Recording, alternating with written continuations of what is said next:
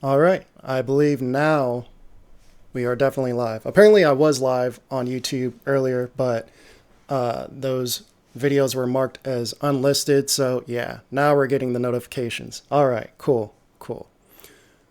All right, yeah, I do this every Monday, Wednesday, and Friday at 5 p.m. I didn't stream this past Monday because I was finishing up my Inflightmuzik 2020 drum pack. You could see the little icon on the bottom left of your screen at the very, or not at the very bottom, but at the inside of the description of the video. You can see the link to purchase the kit. I should have added the discount code in the description, but I'll just vocally say it here. You could get the kit for 50% off during this live stream. So the discount code is Inflight, INFLIGHT 2020 50. And that will give you 50% off of the 2020 drum pack. I am going to try and have a moderator in here that will post the discount code throughout the stream. Let me just go ahead and type this in right now. Discount.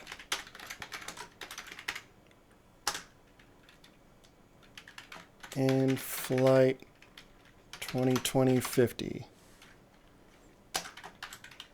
50% off.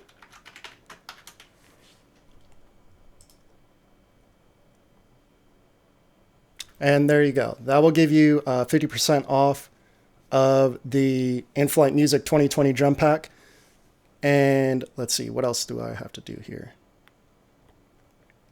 I gotta recheck my iPad here for Facebook so that I can see my Facebook chat. There we go. All right. Yeah, Jake Takid was saying that I wasn't live on YouTube. Jake, can you see me now on YouTube? I think you should be able to. What's up, Classy Beats? Glad you're enjoying the kit. I appreciated the retweet. Today, like I said, I do this every Monday, Wednesday, and Friday. If you're new here and you haven't seen my previous live videos, it's because my main live channel is actually youtube.com/inflightmuzik. No, youtube.com/inflightmuzik live. And actually, you could see the banner here below. It says live Monday, Wednesday, Friday, 5 p.m. Eastern Time at Inflightmuzik Live. That's why you might not have caught the previous live streams. Go ahead and subscribe to that channel by clicking the subscribe button in the link in the description if you're on my tutorial channel, youtube.com/inflightmuzik. The reason why I have two separate channels for lives is because I get a lot of copyright notices by critiquing other people's beats. And also when I make beats from scratch, I get copyright notices just from making simple drum patterns and bass lines. So yeah, I'm trying to keep my main tutorial channel absolutely clean. So that being said, I plan on streaming live on both channels, but you'll only be able to catch the replays on Inflightmuzik Live. So definitely head on over there and subscribe to that channel, and you'll be able to catch all of the replays. Again, the discount code for my new drum pack is Inflight 2020 50, and that will give you 50% off. And Classy says, love it, man. It's amazing. I really appreciate that for sure, man. I really appreciate that.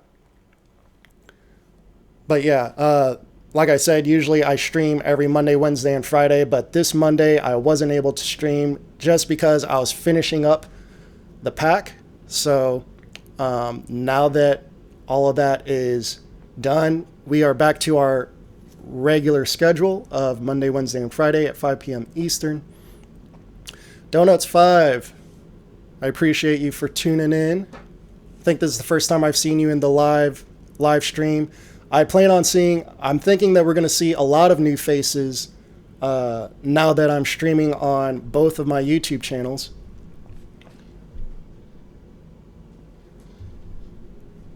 Sorry, I was just reading a message from Reddit. I was trying to help someone out with recording their vocals in FL Studio. They're getting some weird limiting, but I don't think it's coming from FL Studio. I think it's coming from their hardware.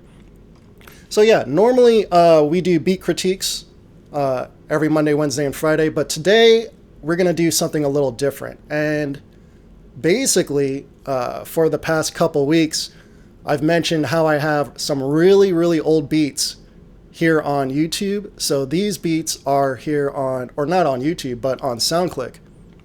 And these beats are about 15 years old. Some of them are older than that.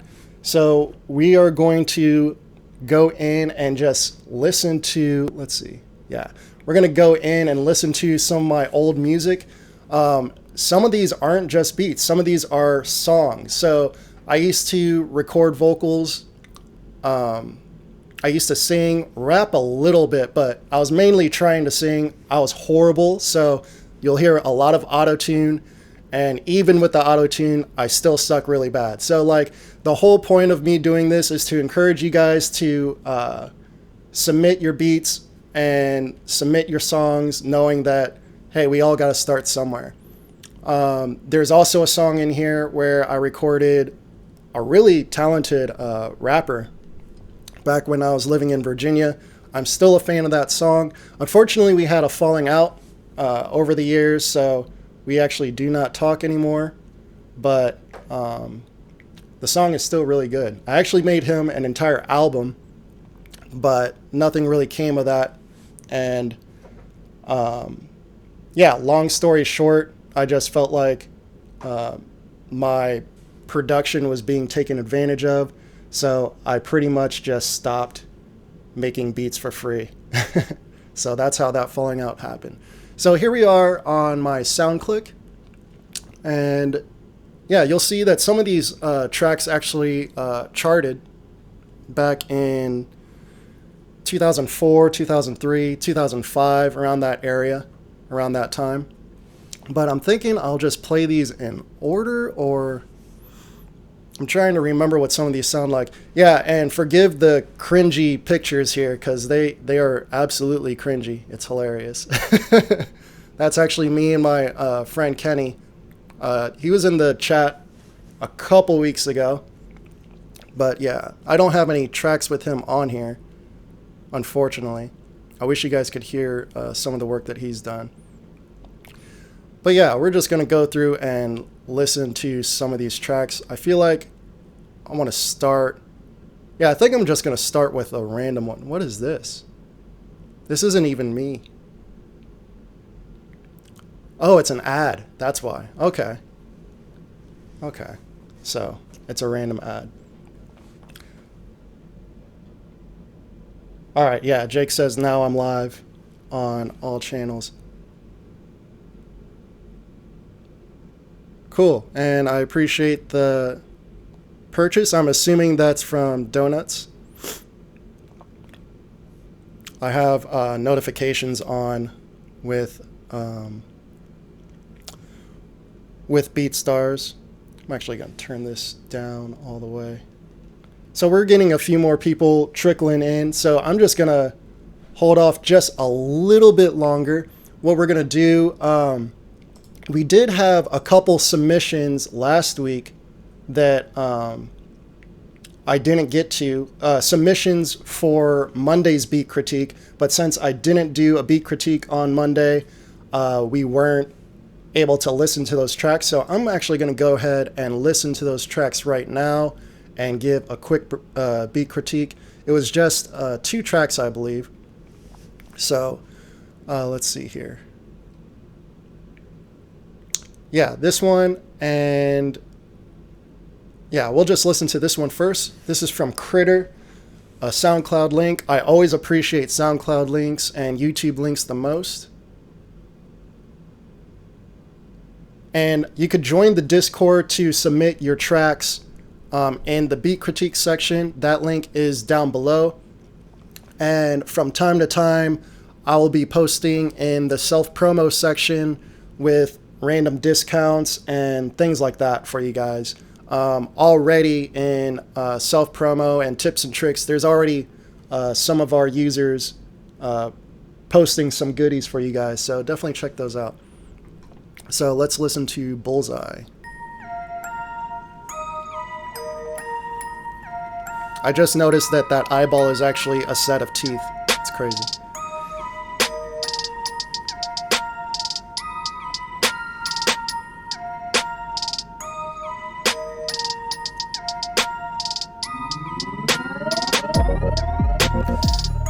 Donut said, yeah, that was him that bought the kit. Yeah, I appreciate you. Enjoy it. And definitely for anyone that I'm looking forward to hearing people make some tracks with the kit, so be sure to submit those in the beat critique section as soon as you finish those tracks.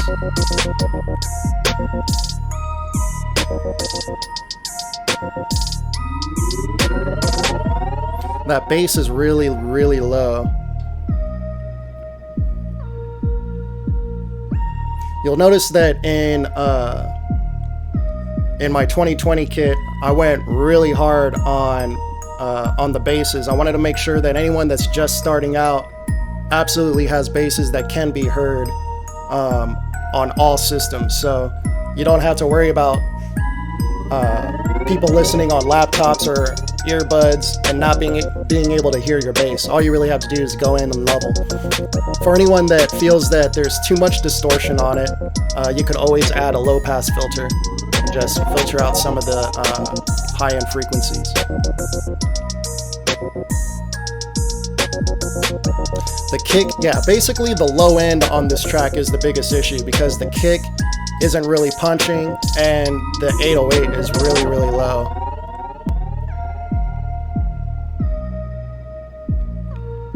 But everything else sounds fine.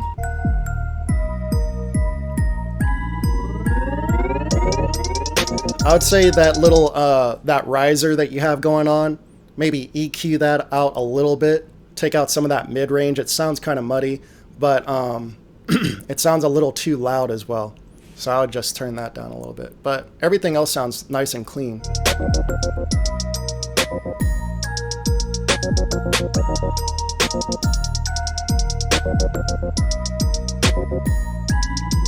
That snare / clap is pretty grimy, but I think that's what you're going for. So, all right, we have another one in the beat critique section. And I should point out that this is really where I suggest that you guys submit your beat critiques if you want to actually get in line for that, because I won't really be paying attention to the other sections when we do these beat critiques. So this is from Harsh Satasangi. It's fresh and dope music. It's one of my bigger supporters on Facebook. I always appreciate when he likes my post on there.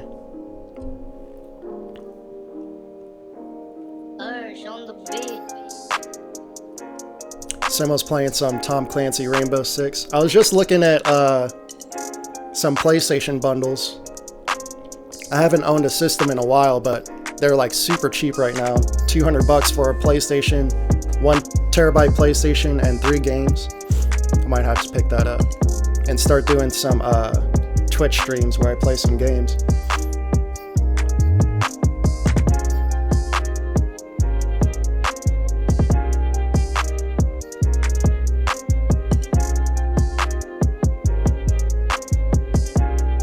I'm not too sure about the bass pattern.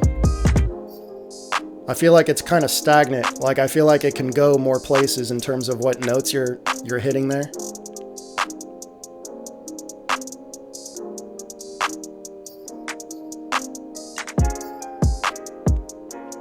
Kick is nice and punchy. Madison, what's up? Any tips on getting your kicks to punch through 808s better? Yeah, it's really just about leveling. It's really just about leveling when it comes to that. Just make sure you turn those kicks up and the 808s down. I also have a tutorial on cleaner side chaining, so you might want to check that out. And that will ensure that the initial hit of the kick really has its full punch.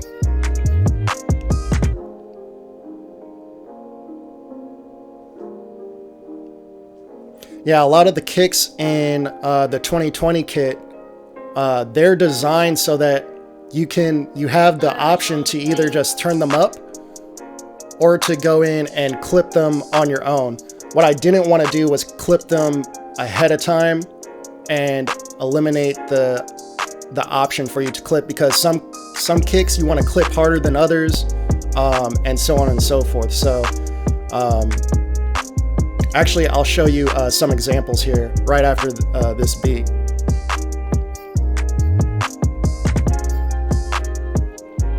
Yeah, I like the leveling.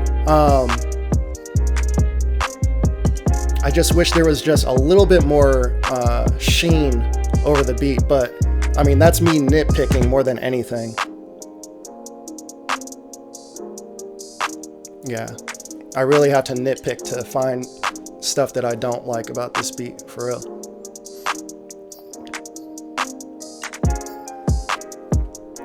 Yeah, you can hear how that kick is coming through real nice, whether the 808 is playing, whether the bass is playing or not. So that's really what we were looking for in that last track.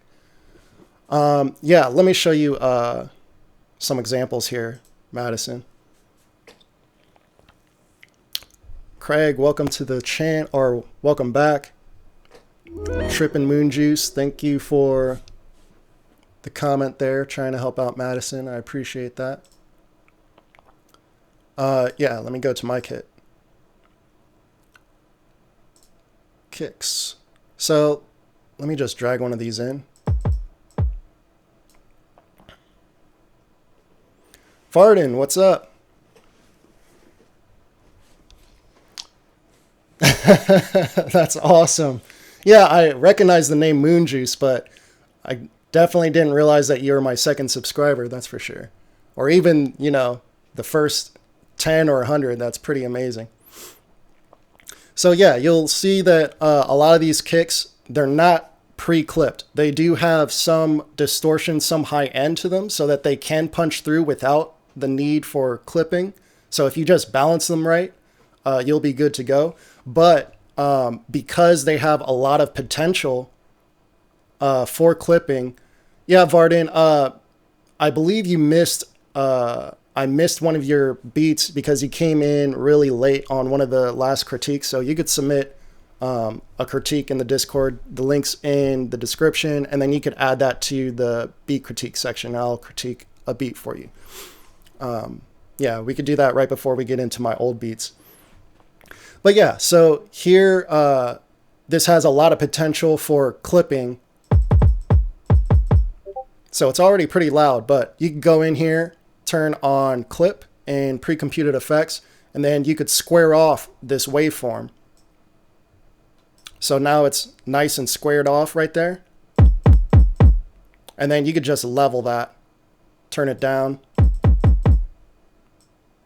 and turn it way down if you really want to.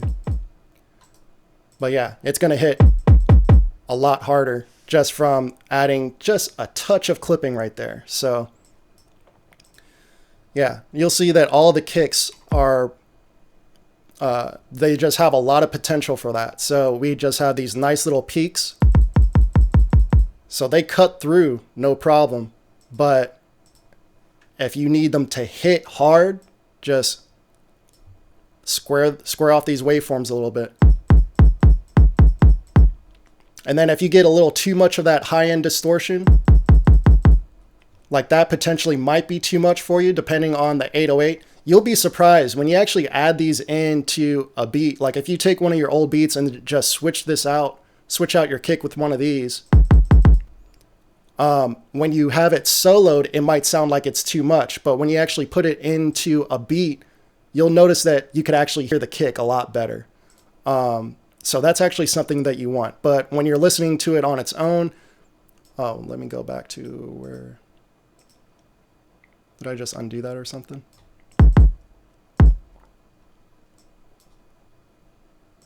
Yeah, did I just undo that? I don't know what I did. But anyway, yeah, yeah, you could always go into this cutoff filter and then darken it.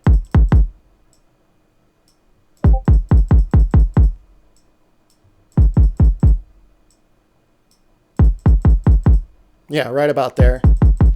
You get less of that high end. But, and then you could go in and fine tune that with EQ as well. But like I said, you'll notice that if you just go into one of your old beats and where the kick is lacking and you just switch it out with any of these kicks, they're going to punch so hard that you might not need to clip at all. So the option is there for you to clip or not to clip. It all just really depends on your style. Madison says, wow, that makes a huge difference. Yeah, most definitely. Most definitely. Like the pre-computed effects they're gold. And that's why FL Studio 12 got so much heat. That's why everyone stayed on 11 for so long, because they took away the pre-computed effects. So you had to, in order to clip your kicks, you had to do that through the mixer. And the sound wasn't as good as doing it within the pre-computed effects. Some people are still able to get a good sound clipping through the mixer too, though. When it comes to kicks, you definitely don't want to do that with vocals or strings or pianos or guitars or anything like that. It's just certain percussive elements that works well for. Okay, so Varden, hey, what's up, Punny? Good to see you in here. Doc Chaos, he's another one that subscribed really, really early on. Good to see you in here for sure. And Varden just sent a track. Again, you'll see that I am starting to advertise my Inflightmuzik 2020 drum pack. Let me give you guys that discount code again.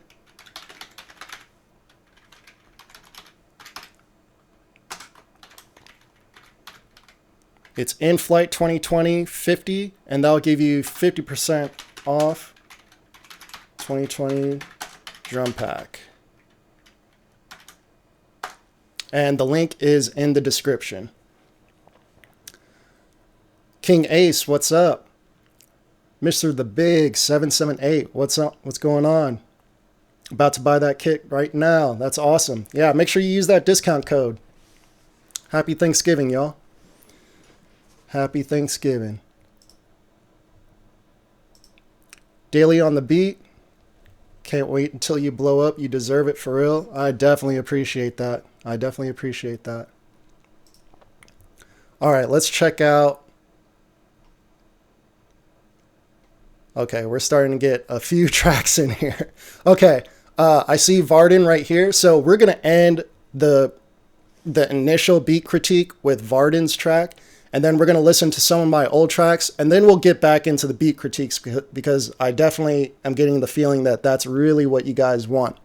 So, actually, you know, that being said, Varden, since you're so high up in line here, let me just get through my old tracks real quick, and then we could start getting into beat critiques. Yeah, Trip and Moon Juice, you could send something to review. I'm definitely going to go ahead and do some beat critiques for sure. For sure.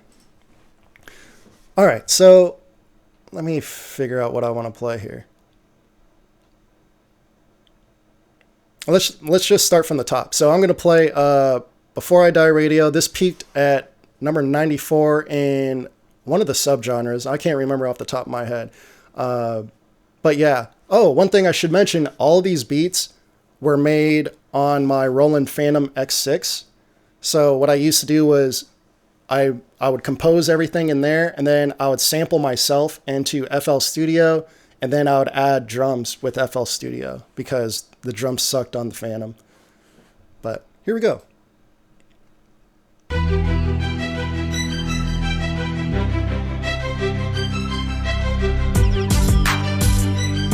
You guys could start pointing out things that you would change listening to these beats. Let me turn this down. Shit. Yeah, I can tell you right now it's overly compressed and limited.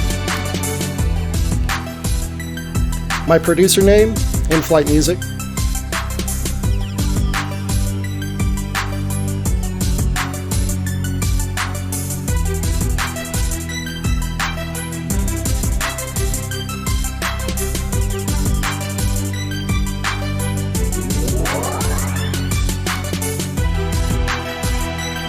Too much reverb on that clap.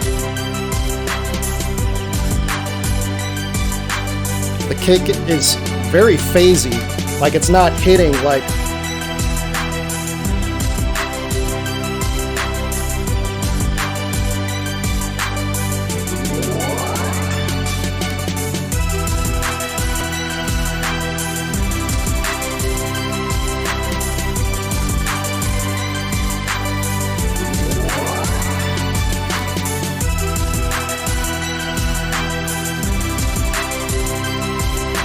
Trippin' Moonju says that this beat has mid-2000s written all over it. Yep.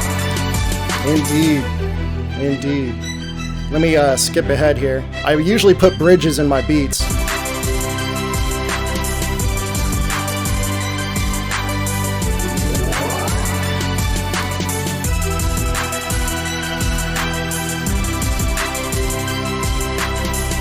Yeah, that kick is non-existent, right? It's totally phased out.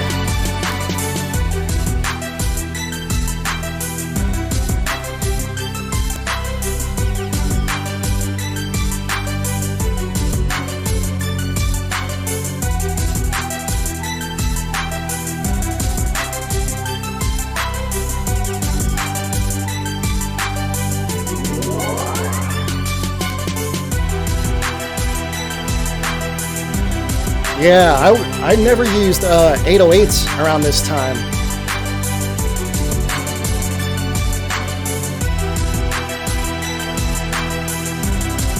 It's like some weird synth bass. I'm pretty sure that came from the Phantom too. So yeah, I love the comment, mid-2000s written all over it. Yeah, I'm pretty sure I made this in 03, 04. Let's see, Trap Music came out, the album, that came out in 2003, I believe. So this is right around where trap just got started. And I just started listening to T.I. I remember my older half-brother, he asked what kind of music that I listen to. He's the guy that introduced me to like Tupac and, you know, West Coast music. But when I told him that I was a huge fan of T.I., he was like, nah, like he hated T.I. But I always liked T.I.'s beats. XNX, what's up? He says, how old are you? I'm 35. Varden says, wasn't even born yet. Yeah, a lot of my subscribers definitely weren't born around this time. Or not a lot of my subscribers, but I have some really, really dope producers that tune in that are only 16. And they're better than most people that we see making tutorials, for real. Let's see. Madison says, I like the riser you used. Yeah, that riser is from the Phantom as well. And yeah, King A said that the kick wasn't hitting hard. Yeah, that kick was like totally phased out. Craig Daw Beats says, I love those old Master P beats on Ghetto Dope. King A says, I was born when this beat came out. That's hilarious. That's hilarious. Another thing that I want to do, I want to watch the very first YouTube video that I ever made. That was like 10 years ago. We'll do that after a couple more of these. And then we'll get into your guys' beats. This one is called Used To. This was a full song. Again, my singing is horrible. But yeah, peak position, number 41, and that's on all of Soundclick. So this ranked up pretty high. Ness. There's distortion on that S. You can hear that auto-tune. But that's actually not oh, didn't mean to do that. That's actually not auto-tune. It's actually a it was called vocal something, but it was inside of Sonar 4. So I used to use Cakewalk Sonar back when I first started for vocals, because at the time FL Studio didn't have audio. You couldn't record audio in FL Studio. Nobody Likes You says, no matter what I do, I can't get my 808s industry level. Only thing missing for me, watched all your videos. I don't know what it is. Submit a beat in the Discord, and we'll listen to what you're doing. So mess. Ooh, yeah. Baby girl, come sit down and chill. I've cooked you a meal. It's your favorite, with a glass of wine and it's already chilled. This is so cringy. It's like our first date. I do like the chorus though. It's obvious we both needed this. For the past few weeks, you and I changed up our speech. We just holler every day of the week, and in time I know we'll stop to speak. So let's try something else, something that reminds us how we felt back when this all began, when we became more than friends.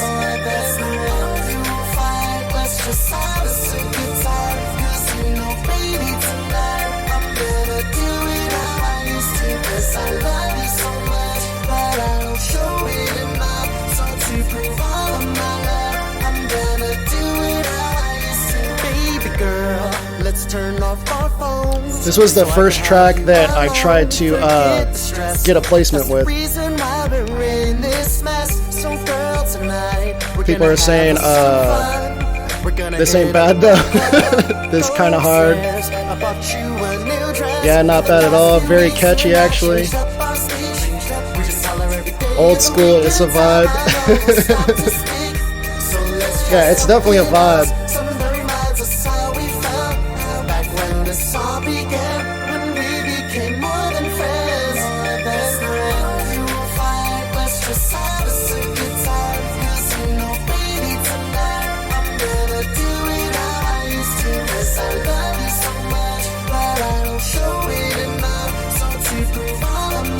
Oh, the vocals are dead. This is me on the track. We've made each other so mad, but baby, right now I'm glad that we remember what we had. And girl, we'll keep holding on to everything in our past. All the good, not the bad, that's how we'll last. For the past few weeks, we changed our speech. All right, we're good. We're good on that. Oh man. So yeah, that was that track was the first track that I sent into a label, not to get signed as an artist though. So like I flat out told the A&R that I was literally trying to sell the song, and he loved the song. So that was my first connect. I'm not sure if he's even works for any labels anymore, because the label that he was working for went under, Jive Records. So I had to connect at Jive Records, and they're pushing this song, the concept of the song, like the lyrics, the beat, and all that. But we were trying to find an artist for it. But from there, I actually made a shitload of beats for Jive Records, Arista, Bad Boy Records, Atlantic. Who else am I forgetting? But I made a shitload of connections in the early 2000s, mid 2000s because of that one track. But nothing ever came of that, and I ended up just finishing college, and I kind of just made beats on my own. I stopped, pursuing placements and whatnot. Did I have to sell my soul first? No, I paid a pretty penny to meet with Aunt Rich though. So that was a pay to play situation, but a lot came out of it in terms of connections. So it was definitely worth what I paid. But yeah, from there I finished school and then decided to just work to try to pay off all my debt. And I did that for years. And then finally just recently, as you guys know, I started doing YouTube and started selling beats online.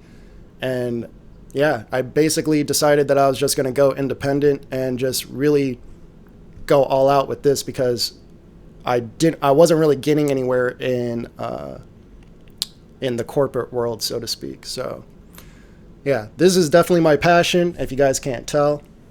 So yeah, now I just do this full time. This next track I'm actually really, really proud of. We have a rapper that, so the rapping is not me. It's a rapper called Risen. He's a Christian rapper.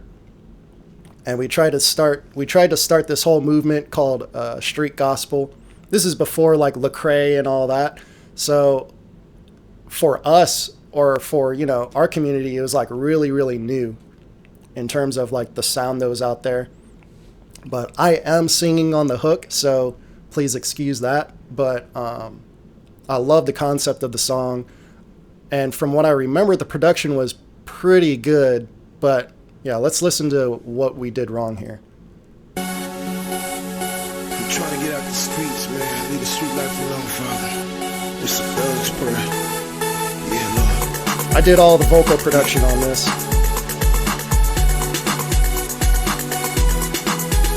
Lord, help these fallen soldiers. My shoulders can't hold no more. Yeah, homie, this is war. Hustling in front of liquor store. Yeah, I still love this track. When it's hot, kill the noise. I gotta avoid these snakes. Weed out some of these fakes. Where I'm from, it ain't safe. We do whatever it takes. I gotta get out this place before I catch another case. Always strapped, trust no one. Lord, guide your fallen son. This is a thug's prayer, and I need you right here. Calling my Savior, down on my knees. I need a prayer, 'cause I'm feeling so free. I need a new sign, I need a new life. Help me to do right, so I can change my life. This is my As I pray, prayer. close my eyes and imagine how my life could have been. Fresh shoes, 20 trims, watch they spit. Chinchilla, been around some real killers. Call them out, lines of gorillas. This ain't no thriller movie, this is like my life. Third strike, check history back. Breezy says this track still goes. Craig Dobb says, I like it. The best, what's up? Christ now, this could have been me in a couple of years. This is a thug's prayer, Father, I need you right here. Calling my Savior, down on my knees. I need a prayer, 'cause I'm Moonju says, yeah, this is actually kind of hard for that time. Yeah. We thought we definitely had something here. Got an angel on my shoulder, but the demons on the other. How to pick and choose. Father, tell me Those roles are inspired by the Runners. walk the narrow path, but don't know how long I'll last. I'm trying to survive. Lord, please help me do what's Tell me right. who was right through the night. Lights dim, mix it all with gin. Some say the game on in, some say you might just sin. The streets Dreadhead, what's up? no renewal. Do I have any trap melody? Prayer, Father, I need you right here. Calling my Savior, down on my knees. I thought you just downloaded my Feeling so Dark Melodies MIDI kit, didn't you? I need a new life. Help me to do right, so I can change my life. I'm calling my Savior, down on my knees. I need a prayer, 'cause I'm feeling so free. I need a new sign, I need a new life. Help me to do right, so I can change my life. This is my prayer. Dreadhead, you downloaded okay. Well, besides that, that's the only well, actually I take that back. In terms of MIDI, that's the only trap melodies that I have, but right now you could get my 2020 drum pack for 50% off, so it's only $15, and that has 20 trap samples in there that I created from scratch. So, yeah, if you want to spend a quick 15, that'll get you 20 beats that you could really start making, adding your own drums to. But it has 200 sounds, 10 folders, so 20 sounds in each folder. Kicks, claps, snares, hats, so on and so forth. And like I said, it includes 20 sample loops, all made from scratch.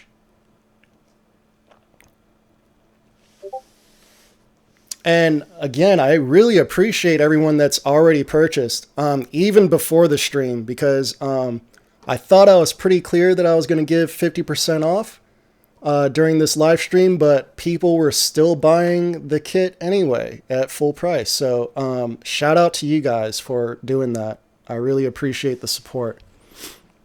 I really do. Yeah, I was going to go back and watch one of my old YouTube videos, but I think we'll save that for another time because we do have some beat submissions here. What state do I live in? I live in Michigan right now, but this definitely isn't my home state. I've only lived here for like a few months. How long will the sale? Oh, I didn't even say that. The sale ends when the stream ends. Yeah. Yeah, so you guys might want to hop on that. You guys might want to hop on that. The sale ends when the stream ends. And the sale started when the stream started, so... Yeah, we do have some beat submissions here. This one's from 17 Delhi. YouTube link. Definitely appreciate the YouTube links. And let's actually go in. I need to make a habit of going to y'all videos so that I can like and show my support.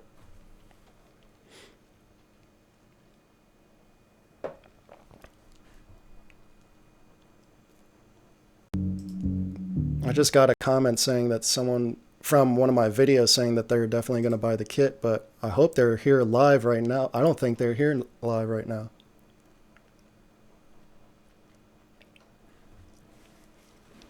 Dreadhead, just message me on Facebook when you're not broke, and I'll hook you up.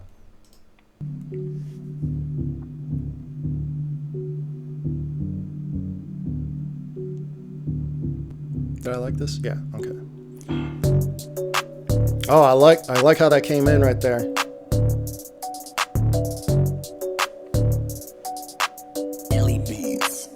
Yeah, I'll hook you up next week. Lowen's hitting. We're getting a little bit of distortion, and yeah, it's not coming from. Yeah, we got a little bit of distortion there.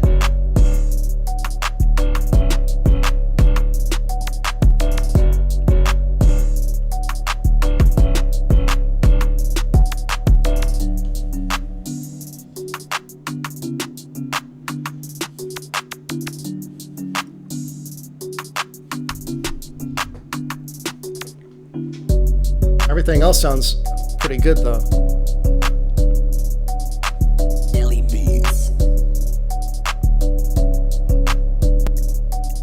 Trip and Moon Juice, you said that. Are you having trouble with Discord? Is that what's going on?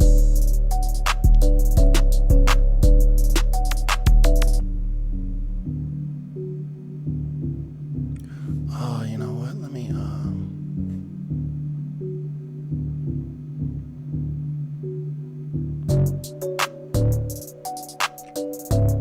Yeah, I love the choice of bass here, but when you switch to the other 808, it distorts.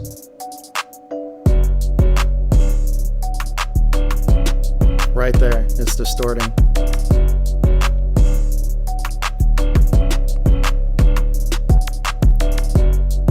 You would be able to fix that with a little bit of side chaining. It sounds like that you have no side chaining going on, and that would help with you avoiding the extra distortion that you're getting right there.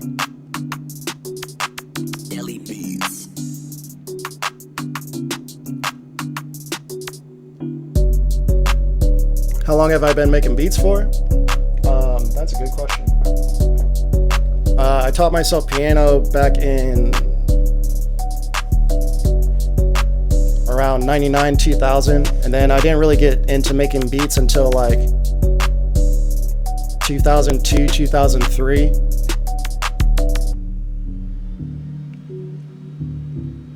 So yeah, for longer than some of y'all have been alive.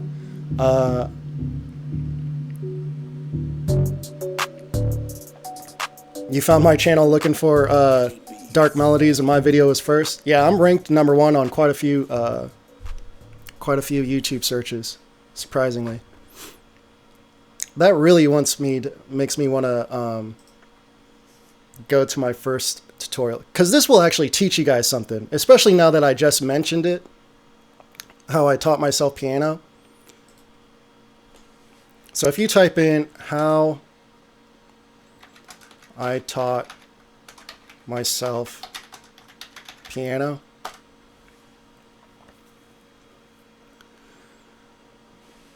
yeah, so I'm ranked number 5 with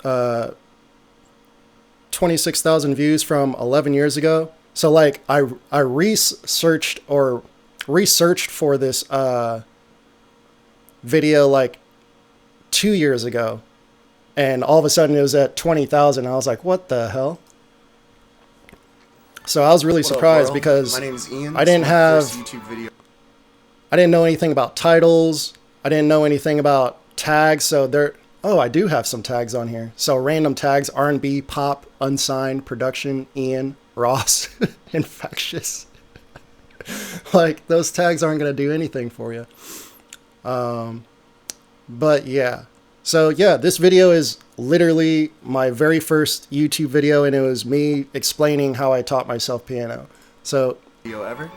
I'm just now trying to get used to the fact you can see how old it is because of the myspace.com. Oh my God.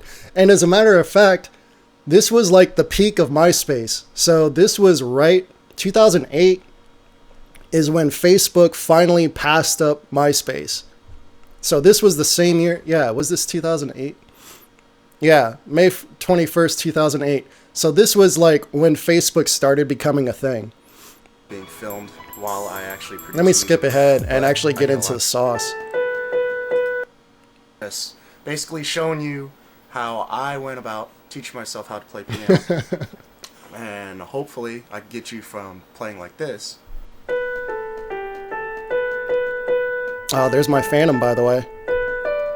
I missed that to keyboard playing so more bad. like this.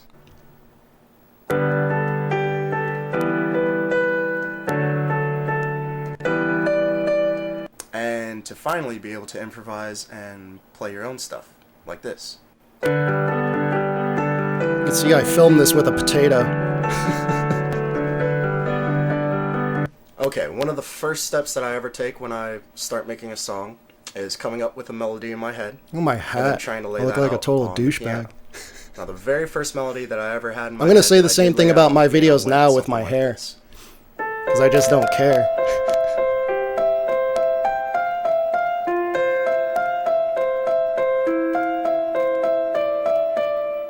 Okay, that was my first melody, so I had the melody down, but that melody by itself doesn't sound like a full sound. So, like, if you guys are ever trying to play keys, like, you have to keep in mind that there's really only 7 notes. And if you look at a keyboard, all the white notes, you'll notice that there's only 7 of them. So if you, and that happens to be C major, aka E minor, depending on what note that you start on. So no matter what scale that you play, even harmonic minor, it's only 7 notes. So what I recommend is picking your scale of 7 notes and then making your melody however you want. It could be one note at a time. You don't have to worry about making complicated shit. Just like there, that wasn't complicated at all. It was just 1 note at a time. And then you could start looking at chords. And I'm sure you guys know that chords are just 3, like your basic chords are just 3 notes. One every other note in the scale. So from those 7 notes, you're just picking every other note, and that will make a chord. So just based off of that information right there, there's only 7 chords to choose from. So with your melody, you're gonna you just cycle through those 7 different chords, and you're gonna find chords that just work really, really well with your melody. So the melody will dictate what chords you decide to play. A lot of people play chords first and then try to make a melody on top of that. I always did it backwards. I always made my melody first, whatever I thought sounded good, and then I would add in my chords. But here's another thing to think about. Like when I said that there's only 7 chords, 7 basic triads, there's actually less than that, because one of those chords is really dissonant. So you'll never use that chord and in the scale that you're playing. if you pick a scale, there's really only 6 chords that you're going to pick. Dreadhead says, I can never get the key down pat. My pastor's son back then, I was going to church. He was trying to show I couldn't get how I really wanted to play. Well, that's actually how I got started being interested in playing piano, because like I would just watch the piano lady play piano, and that's what gave me ideas of chords. Like I didn't know the word chord. Like I didn't even know that was a such thing. I just knew that the lady at church played more than one note at a time. But at the time, I already knew like melodies like Halloween, the Halloween theme song. I'm not going to play it because I'll get a copyright. But basically, like I could play like any melody that I listened to on the radio, but I didn't know anything about chords. But I just always saw the piano lady playing more than one note at a time, and it sounded awesome. So on accident, I just started playing. I noticed that if you play 2 notes together, like they were right next to each other, when we're just looking at the white keys, it didn't sound good. So I just spaced those notes apart by 1 note, and it sounded great. And that's how I taught myself piano, on complete accident, just messing around, trial and error, to be completely honest. Sound or a full song.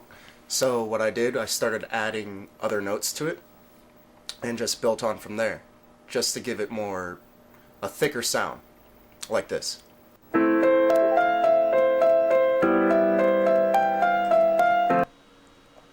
So you'll see that last chord, we're gonna move on to the critiques here in a second, but I definitely want to point this out. So that last chord, this chord right here, you'll see that it's not every other note, but if you move this note down an octave, it would be right here, and that would make this chord every other note. And basically that's just called a inversion. So every triad, every 3-note chord, you could take the top note, move it down by an octave, or the bottom note and move it up an octave, and it'll just make a different quality of that same chord, a different tone of that same chord. So that's how you get more variety in terms of what you're playing.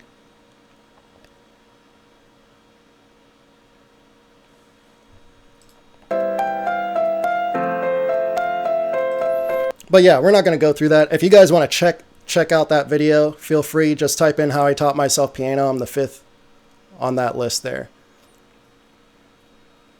But yeah, let's go on to the next track here from Punny. I like these strings. It's Punny Beats. It's a little too loud. Sounds like there's a lot of limiting going on.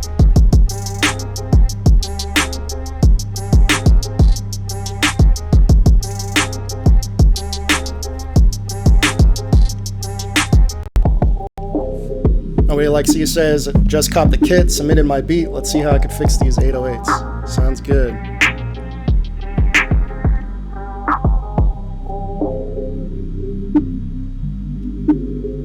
Yeah, you see how that filter came in and all of a sudden we heard that distortion? That's just from a little over limiting.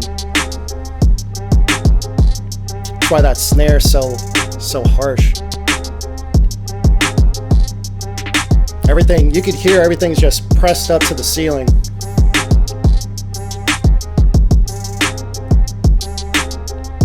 So if you just backed off the threshold a little bit, it should be fine.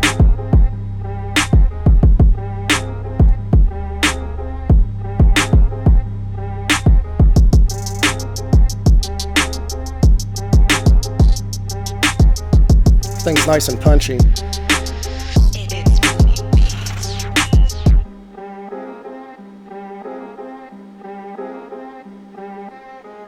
People are asking me about my FL Studio skin. Oh, by the way, I found it again. Oh, good question. Dreadhead asks if my 808s are already in key. And they answer is yes. I never understand why people make drum kits and make 808s and then don't put them in key. Like, why would you do that? Doesn't make no sense.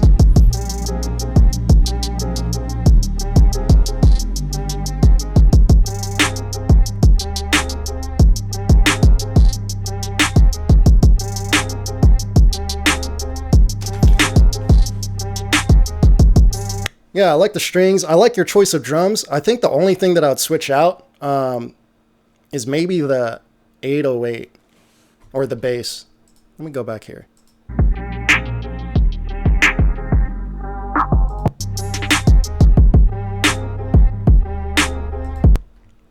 Yeah, it sounds, I don't know if this makes sense, but it sounds like hollowed out.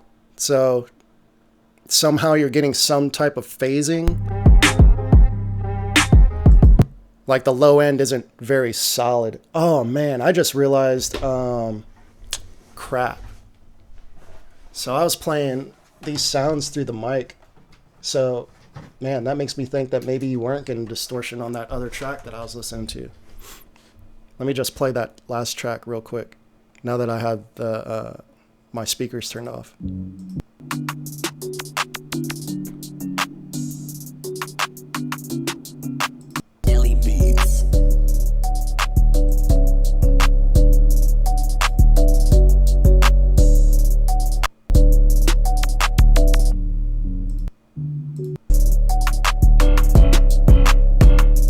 No, it's still there. Unfortunately, I'm sorry about that. Yeah, there's still distortion on that low end for sure.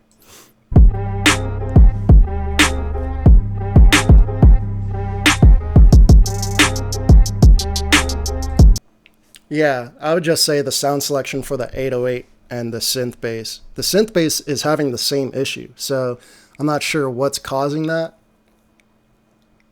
Like, it literally sounds like there's a little reverb on there, but I doubt that that's the case. But yeah, I would just switch out the sound, switch out the bass. But yeah, the track is fire though. The track is fire. Craig Dobb Beats. Hey, thanks again for doing this. Here's my beat. Let's go to your actual YouTube so that I can show my support. Dreadhead says, all right, thanks. I'll definitely message you next week because I need some better drums. Cool, cool, cool. Yeah, I'll hook you up next week.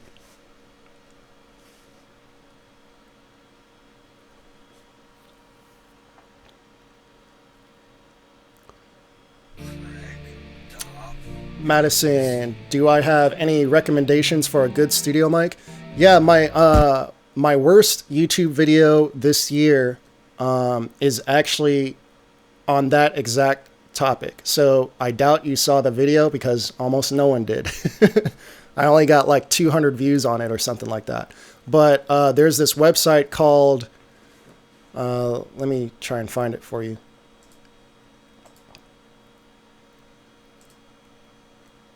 This will answer like all of your questions because you'll get to choose your price range and all that. And then you'll literally get to compare your mic to 300 other mics if you wanted to.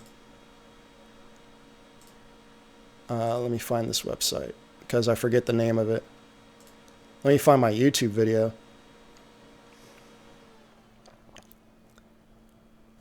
Switch account.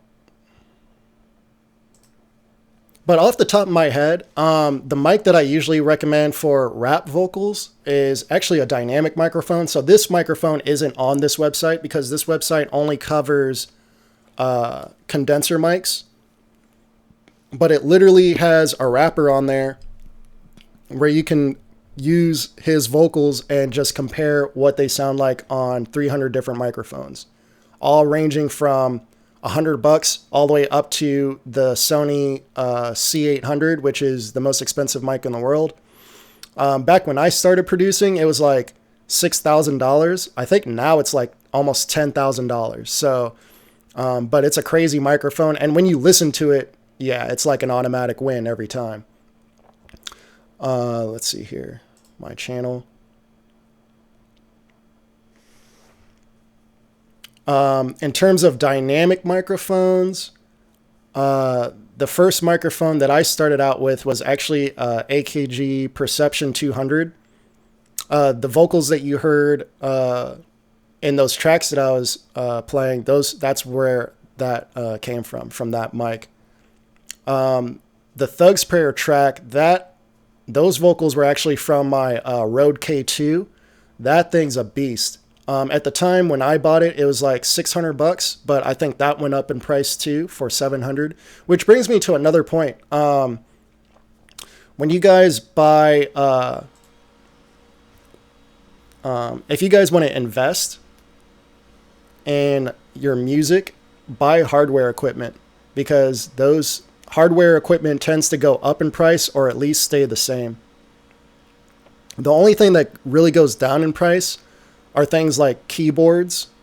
So like my Phantom, my old Phantom kind of went down in price by the time I sold it. But yeah, if you're looking at like compressors, EQs, microphones, those tend to hold up in price.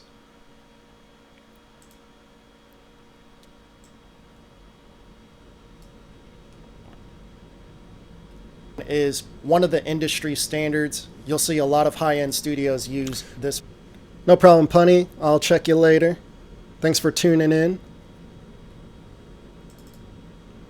So this website is called audiotestkitchen.com.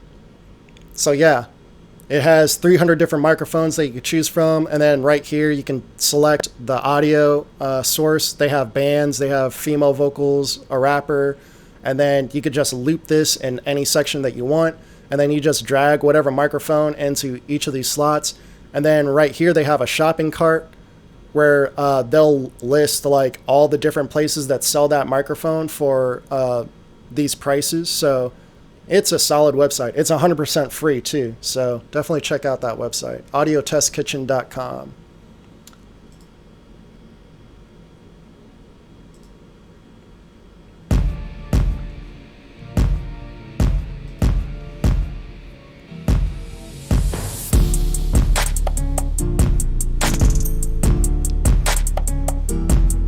Nice.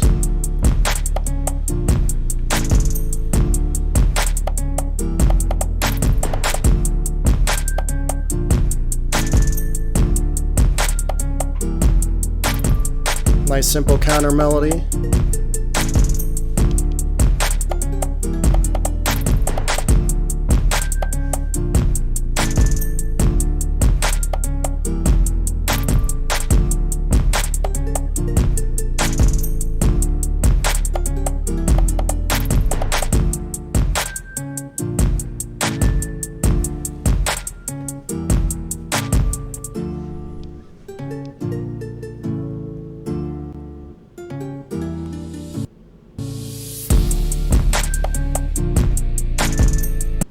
Sounds clean, and I could hear that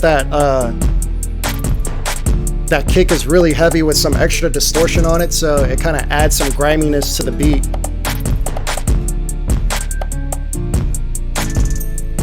Madison says that website is crazy. It is crazy. My jaw dropped when I found that website.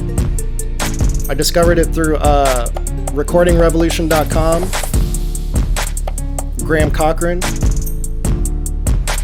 He's like one of the guys that I look up to on YouTube when it comes to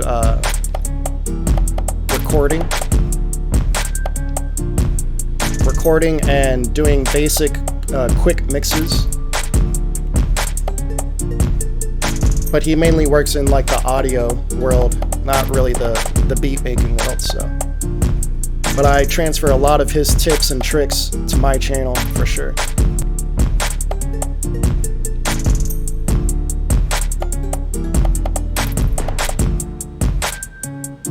Yeah, Craig, I'm trying to remember some of your other tracks that you've submitted.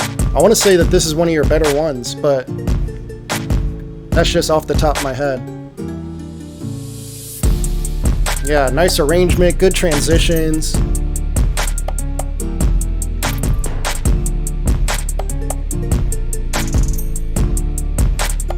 Okay, so you brought in an electric guitar, it sounds like, but it's really low in volume. but I can tell by the tone of it, that would be fire if you actually turn that up a little bit. If it had like a space, if you could create a space in the mix for it.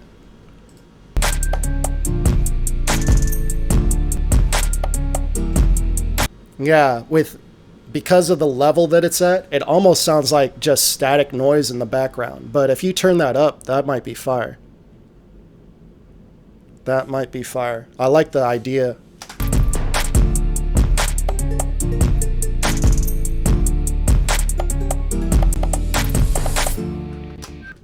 Yeah, but at this point the beat is already so good. You might not even need it, really. But I like the idea. Varden says he likes the contrasting snare rim shot. Yeah. Yeah, definitely a lot of good elements in that track for sure. All right, Varden, we are on you now. Did I like that video? Crap, I can't remember. Want to make sure I show my support. I should probably comment too. Comments do a whole lot more than likes and dislikes.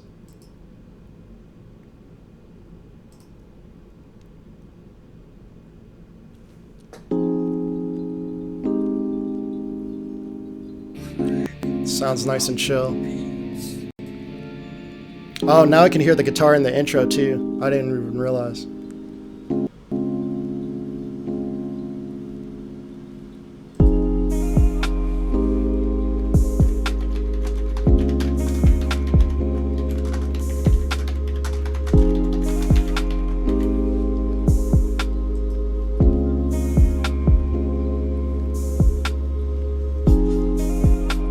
Vibes.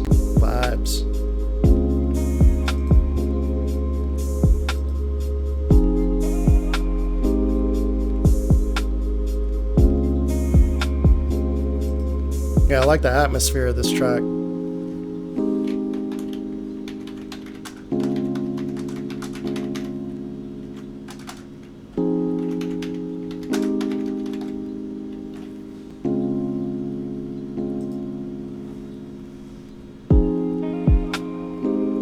Everything sounds nice and balanced.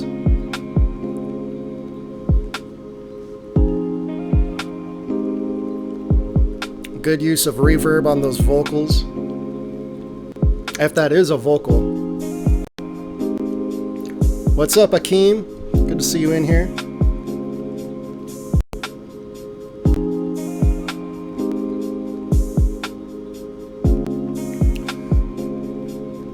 Patrick Cyprian Durda would like your test opinion on a few of my beats. If you got time in the next hour, we'll make sure to support.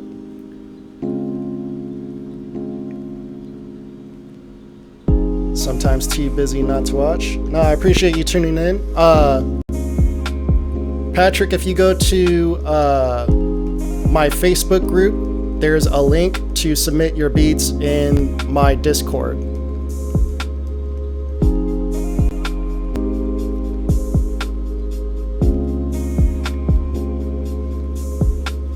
Varden says, I think maybe the song is too low in the first chord. I actually disagree. Varden says maybe the whole song should be a little higher.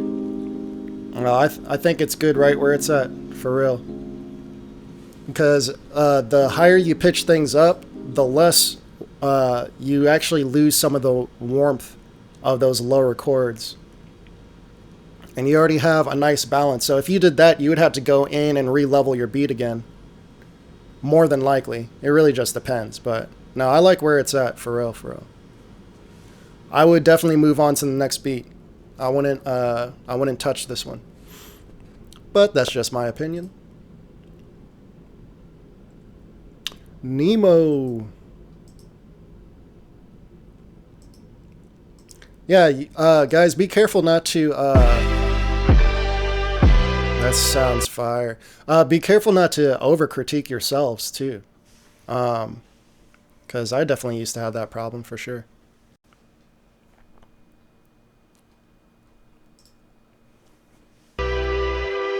Kanye West, Rick Ross type beat. I could definitely hear that.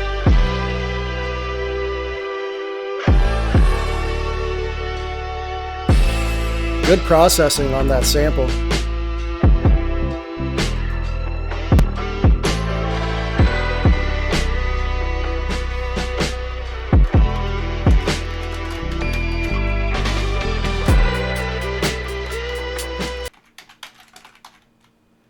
Not sure why it stopped.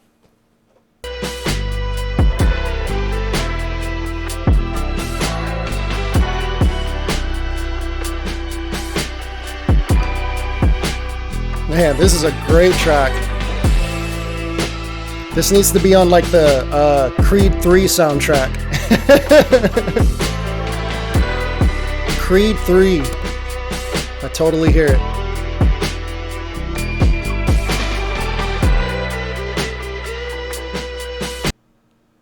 I wish my computer would play this through. David Treasure, welcome to the stream. Welcome back.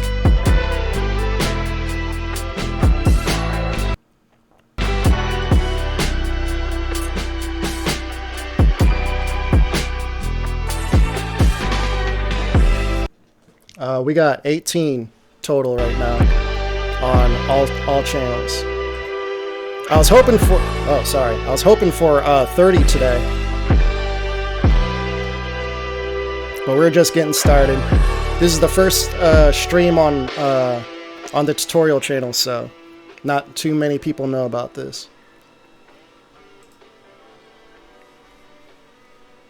That was fire. Definitely my favorite track of the night so far. That was fire, fire, fire. Nemo. I kind of want to listen to what else they... Is that your style, or was that just a random one-off, Nemo? I'm curious. Because if you make tracks like that, I mean, that's better than... like, you have a good ear.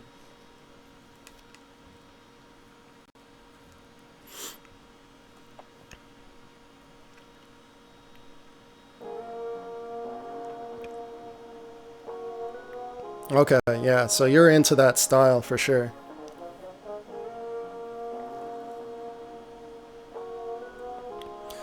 These tracks would do really well. Yeah, you said you do mostly Kanye style tracks.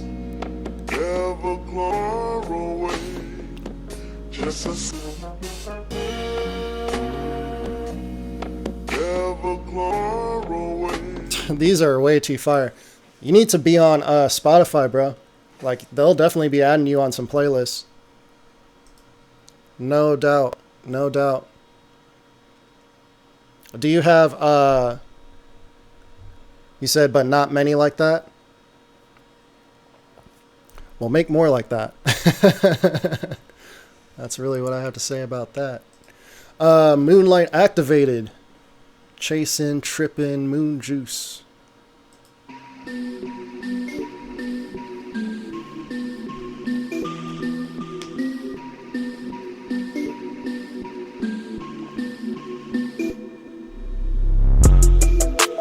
Oh, I get what you're saying, Nemo. Fucking fire.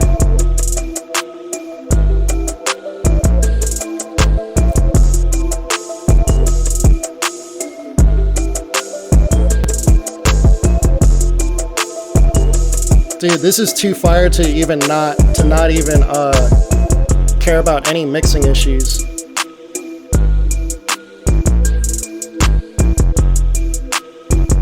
I like the mix. I like the mix as is. Yeah, I wouldn't touch this. I'd keep this as is and move on to the next.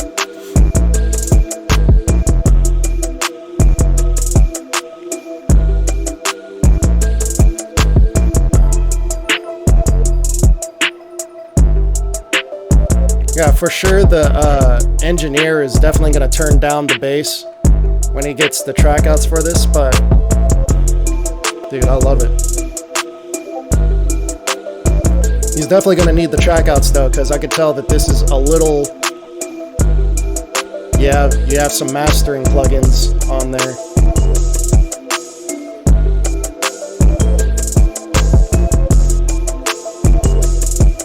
Yeah, Patrick, let me try and find it.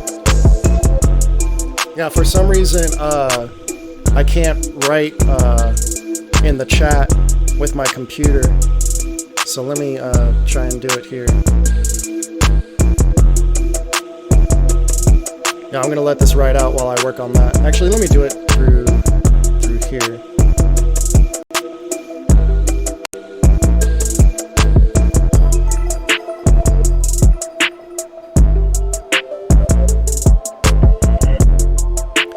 Yeah, bro, the composition is fire. This is it.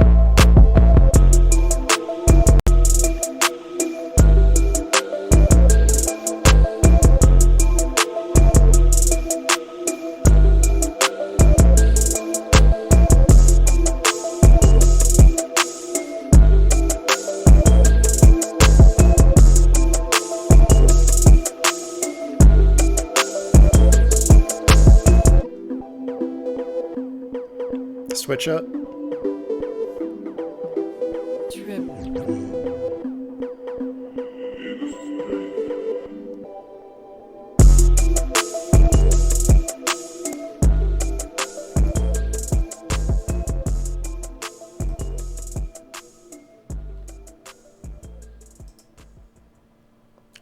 That was fire. I love that track. Definitely love that track. The composition was on point. Like I said, like even though it might have had some mixing issues, I still like it as is. I'll just keep it and call it a day and just move on from there. Let's see here.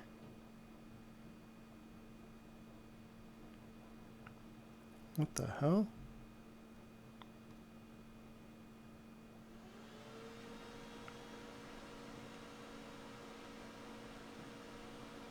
Oh, okay.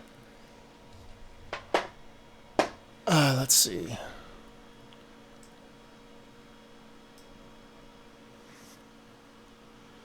Patrick, are you in the Facebook group or or my Facebook page?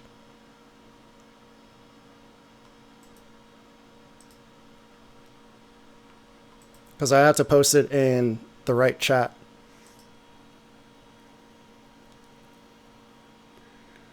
BDR, excuse me, BDR, what's up?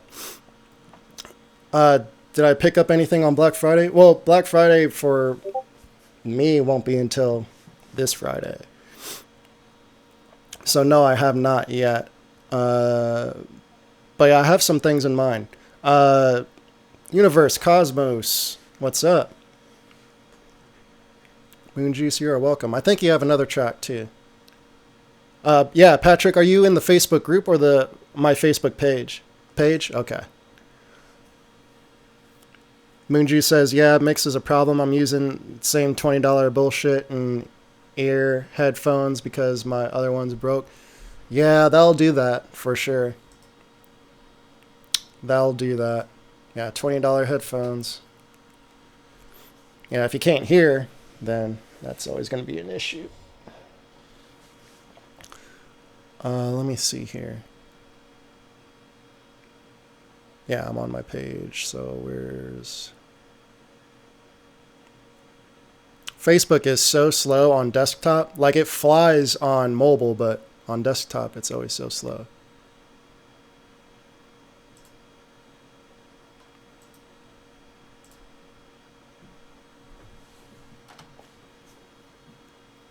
All right.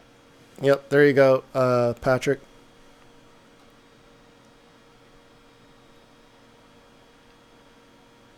Why did it make that face? That's so weird. Oh, well, on Facebook it doesn't show that face, but in my chat it shows like a weird face that I made, which didn't actually happen. But anyway, let us move on. I think we have another one from Trippy Moon Juice. Starlight Express. That last one sounded like Starlight Express. Shit. Craig says he uses $10 earbuds. Yeah, I was telling someone, as long as you have various systems to mix on, that solves almost all your problems.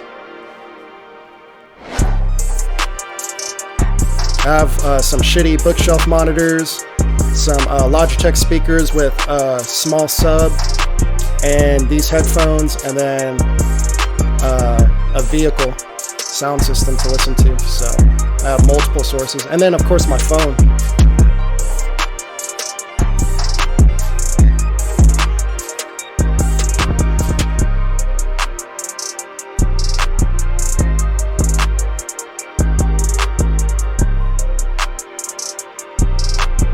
Yeah, the ARPs and all that, that's dope, but I think I like the first track better.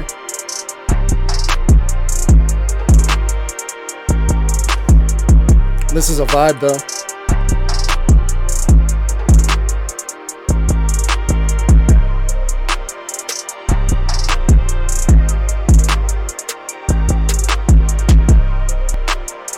Yeah, one thing that your headphones are doing good for you, you're getting your low end right. So, yeah, that's one of the good things about mixing on cheap headphones, and why you want to keep some cheap headphones around, or earbuds around, or some shitty speakers around, because it'll help you get your bass right. If you have, if you're trying to mix your beat or your bass on something like Beats headphones, or something that overproduces the sub frequencies, all the sub is always like all your basses are going to sound good. So you'll end up not making a good enough bass that sounds good on other systems. So if you have, that's why NS10s are so popular, Yamaha NS10s, because their low end is shitty. So by mixing on shitty speakers, you actually end up with a better mix once you get used to what sounds good in shitty speakers. I missed something up here. You said something about a terabyte. Yeah. BDR says, I'm getting myself a 4 terabyte external hard drive to mirror my other backup drive on a good deal. I didn't need anything else, but out of nowhere, Spitfire released a string library for $30. Oh no. I'm going to have to add that to my list too. Yeah, I definitely want to get that now. And I want to get the full version of Synthmaster, and I want to get those extra sublab packs. That's $25. And I want to get the $50 isotope bundle, so that I could finally have Trash 2, because I don't have like a dedicated distortion unit. So I'm literally just getting that just to get Trash 2. Like, I have almost all the other elements plugins that come with it. But $50 for Trash 2 is a deal right there. So what's so perfect about this is timing, because I was going to get the East-West Gold again for strings. Yeah, I don't think I'll ever get East-West stuff, because it's all dated compared to everything else. Craig Doddbeat says, cars are probably the best place to test, in my opinion. As long as you know how normal music sounds on whatever you're using, you can use it as a reference. Yeah, exactly. Any place where you listen to music the most, where you understand what sounds good and what doesn't, that's always going to be your best monitoring system.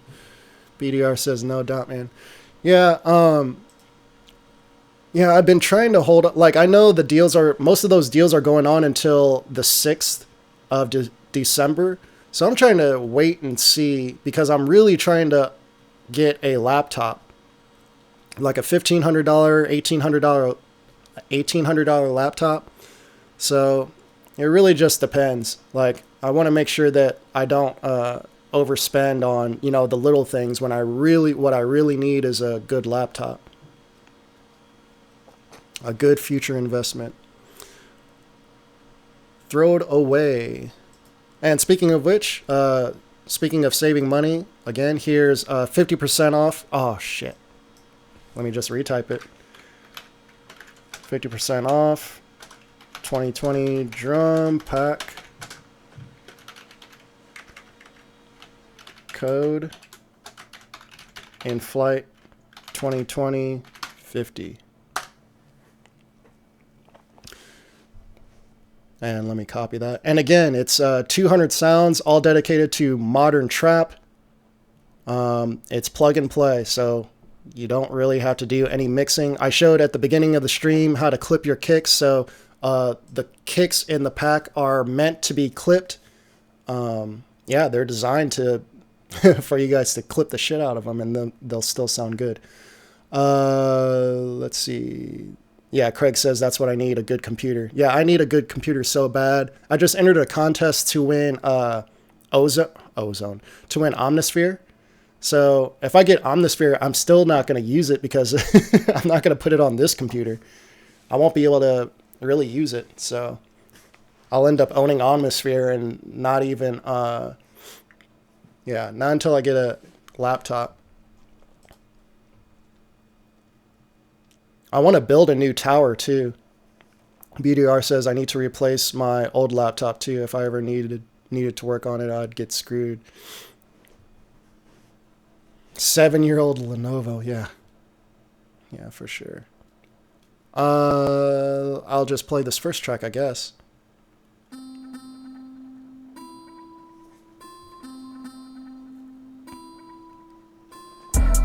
I hope I win too, but I doubt it. You guys should enter the contest too. Go to ADSR. Yeah, go to adsr.com or echosoundworks.com.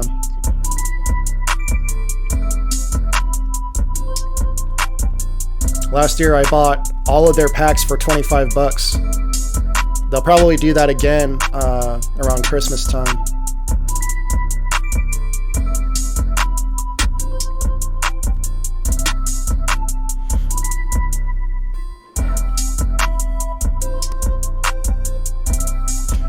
You guys know who Melty Cannon is? This sounds like a Melty Cannon track.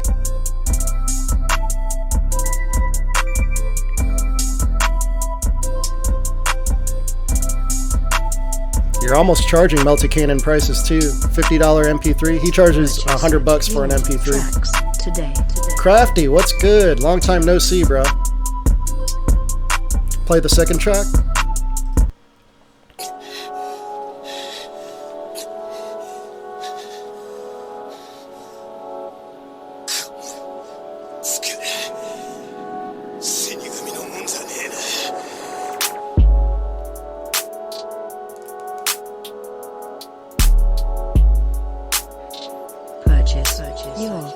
That clap is really thin.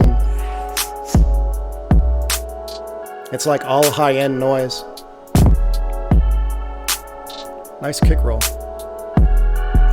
But you're charging $7 for a wave lease on this one. And $15 for the exclusive. What are you doing, bro? Yeah, Crafty. The link is in the description to the Discord. And you could submit your tracks to the beat critique section.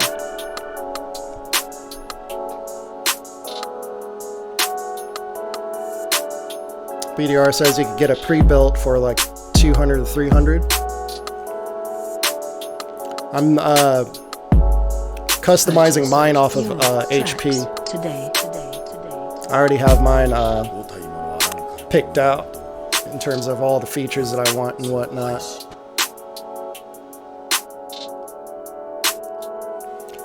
I actually like the first track better. Apparently you did too, since you're charging 10 times the amount for this one. Yeah, I felt like the first one had a better vibe. David Treasure says, I got Waves flow motion, but it kills my CPU. I don't use it. Yeah, bro, like I had, I got, what's it called? H-Comp, their H compressor for free. They did like a giveaway about a year ago. Can't use it. Like, first of all, it literally takes, I kid you not, no less than 3 to 4 minutes for it to load on FL Studio. And then after it does load, it's yeah, it kills my CPU. So I have no idea how good that thing sounds or how bad it sounds or whatever, because I can't hear it due to all the crackling. So yeah. Surprisingly, I did decide to buy a Waves plugin after that anyway. The Shep's Omni channel. That was a good investment. 1, it's good on CPU. 2, it loads right away. And 3, that's probably the best effects plugin that I own in terms of mixing. I use it on the master sometimes too. That thing is just...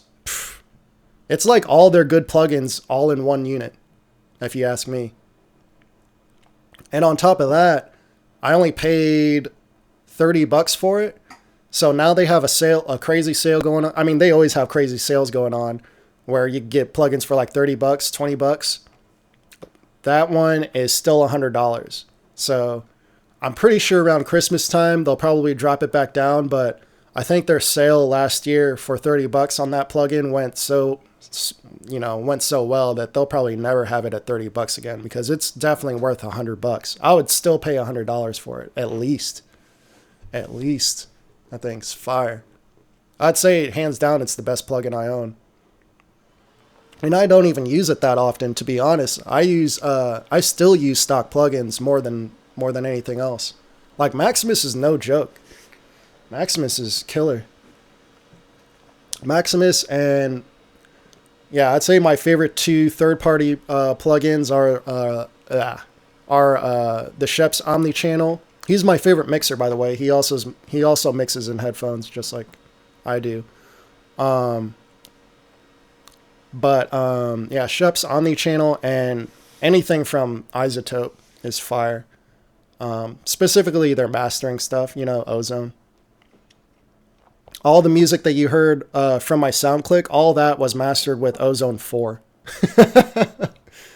Mastered with Ozone 4, and the drums were all done on FL Studio 6. BDR says, I have Hey, what's up, Mozilla? Mozilla Beats. What's going on? BDR says, I have an HP Elite mid-tower with an i7, 16 gigabytes of RAM, 7200 hard drive. Yeah, that has to be a minimum for sure. Solid state for GPU, or solid state and GPU. How big was your solid state drive? Crafty says, I've been using Maximus recently. It's fire. Yeah, it's FL Studio's best effect plugin for sure. Moonju says T-Rex bundle is dope. Yeah, their clipper is like their most popular thing. First time I paid attention to the T-Rex clipper was Taz Taylor. He put everyone on that. I feel like Taz Taylor made T-Rex a shitload of money. What does Maximus do? King Ace asks. It's a mastering plugin, but you could also use it for mixing. I actually planned on doing a video where I make a beat and all of the mixing and mastering is done with only Maximus, where I only use Maximus. And I actually had 2 videos like that planned. One where I use only Maximus and another one where I only use Fruity Love Filter. I'll let you guys think about that for a minute. Madison says, I got the Isotope bundle through Plugin Boutique and it's so nice. Awesome. Yeah, apparently a lot of people did off of my Black Friday video, because I just recently became a Plugin Boutique affiliate, and I was shocked how many people actually... Man, I made Plugin Boutique some money, because I made some money. I was like, Jesus Christ. Like, I didn't think that video would do what it did, especially since I didn't share it the way that I share most of my other videos. Just because I thought it was like too... I didn't want people to think that I'm trying to like sell them something. Like, those were plugins that I literally planned on buying or already have. So, like, plugins that I literally recommend people own, especially if you're just starting out. The Second Perspective, what's up, bro? Any advice on drum patterns? Yeah, check out my my drum bounce tutorial, and I have another one coming out where I'm gonna take some clips from Jay-Z's interviews and videos, which I did in that video too, but I'm going to take it a step further. Like I have a parody series where I'm going to take clips of like interviews from like Kanye West and deadmau Jay-Z, and I think one other guy. And I'm just going to make videos as if I'm talking on the phone with them and giving them advice on mixing. But yeah, check out that video. When I use a loop, I get stuck on the loops. I don't know what steps to do on you take on a melody loop to turn it into a full song. Yeah, I probably need to do a video on working on loops, because I usually make my melodies from scratch. So yeah, now that I have my drum pack with there's 20 oh, we're about to hit 30, y'all. We're about to hit 30. That's what I wanted. My goal for this stream was to hit 30 viewers. But yeah, what was I saying? What the hell was I saying? Oh yeah, so my drum pack, and by the way, speaking of my drum pack, here's 50% off for you guys. There's 20 sample loops in there, so I plan on showing you guys how to use or make beats with only my drum pack. Because that's actually what I'm doing for the whole rest of the year. I'm only using drums from my drum pack for the whole rest of the year. Patrick says, soft clip compression is best with Maximus, but low cut 20 is evil bad. Always that off, especially with bass. You know, funny you should say that. So I have a Maximus video where I show like what settings to turn on. Like a lot of people forget to turn on linear phase filters. So first do that first, and then you won't notice that low cut being bad. But that being said, I still don't use that low cut in Maximus, but I'm just saying, like, if you did use that low cut, it wouldn't be as bad if you used the linear phase filters. But I tend to cut the low end off of my 808s and kicks at least below 20, but sometimes I go all the way up to 30 or 33, 34, depends on the track. David Treasure says, I have Ozone 8 standard and can't use that either. I need a new computer. Yeah, Ozone 8, when you're using the full version, yeah. Because even with Ozone Elements, it runs my computer ragged. So I switch my PPQ all the way down to 24. I turn up my buffer all the way up. And yeah, because I don't like to master the WAV file. What I should be doing is exporting my beat and then just mastering the 2-track. But I like to have my master with the mix. That way, if I need to make any adjustments in the mix, I can do that. I mean, that's the advantage of doing everything yourself. So you kind of lose that advantage by acting like you're not the mastering engineer and the mix engineer. When you're the same person, you might as well do it all in one thing. But some people have different opinions on that, so that's them, you know.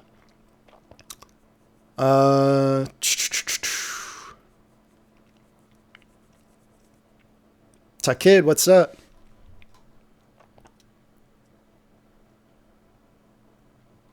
David Treasure, the link to the pack is in the description. The link to the pack is in the description. But again, it's geared towards modern trap. I know you do a lot of reggae, dancehall, tropical, more. Your style is very different from mine, so keep that in mind. That's not to say that you won't be able to use the kicks and the claps. Actually, the kicks and the claps and the snares would actually work pretty good for you. But I feel like you might have some trouble with the bass that I have in that pack, because it's all dedicated towards trap. Same thing with the sample loops. It's all trap sample loops. King Ace.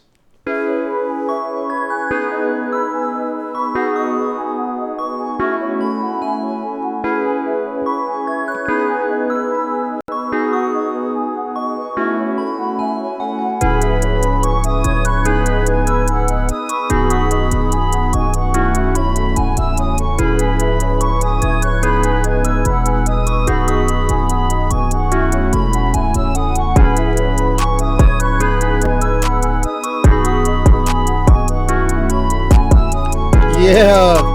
Yeah, boys, we hit 30, 31.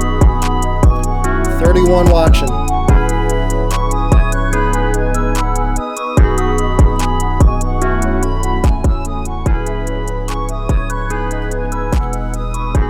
So we have 31 watching. Some people on Facebook, some people on my Facebook page, some people on my Facebook group. We have people on Twitch. We have people on both of my YouTube channels. Combined for 31. I appreciate all of your support. And again, for anyone that wants to purchase my kit, 200 sounds, link in the bio. And here's a 50% off discount code. Happy Thanksgiving, y'all. Avidus, welcome back. Avidus asks, which VST is the main loop? That's a good question, because I like that melody.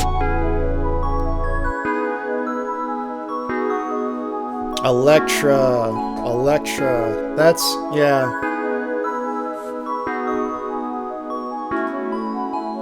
Yeah, good sound selection. Everything was pretty well balanced. Yeah, everything's hitting nice. Yeah, that's a great track, King Ace. Yeah, I don't have anything bad to say about that at all. Good composition. And it sounds different, too. It doesn't sound like a typical, anything else that's out there. I mean, I'm sure you could find something that's similar to it, for sure. But, yeah, it's not your everyday, what everyone else is making all the time. I really like that track. Yeah, man, Electra, I need to get that.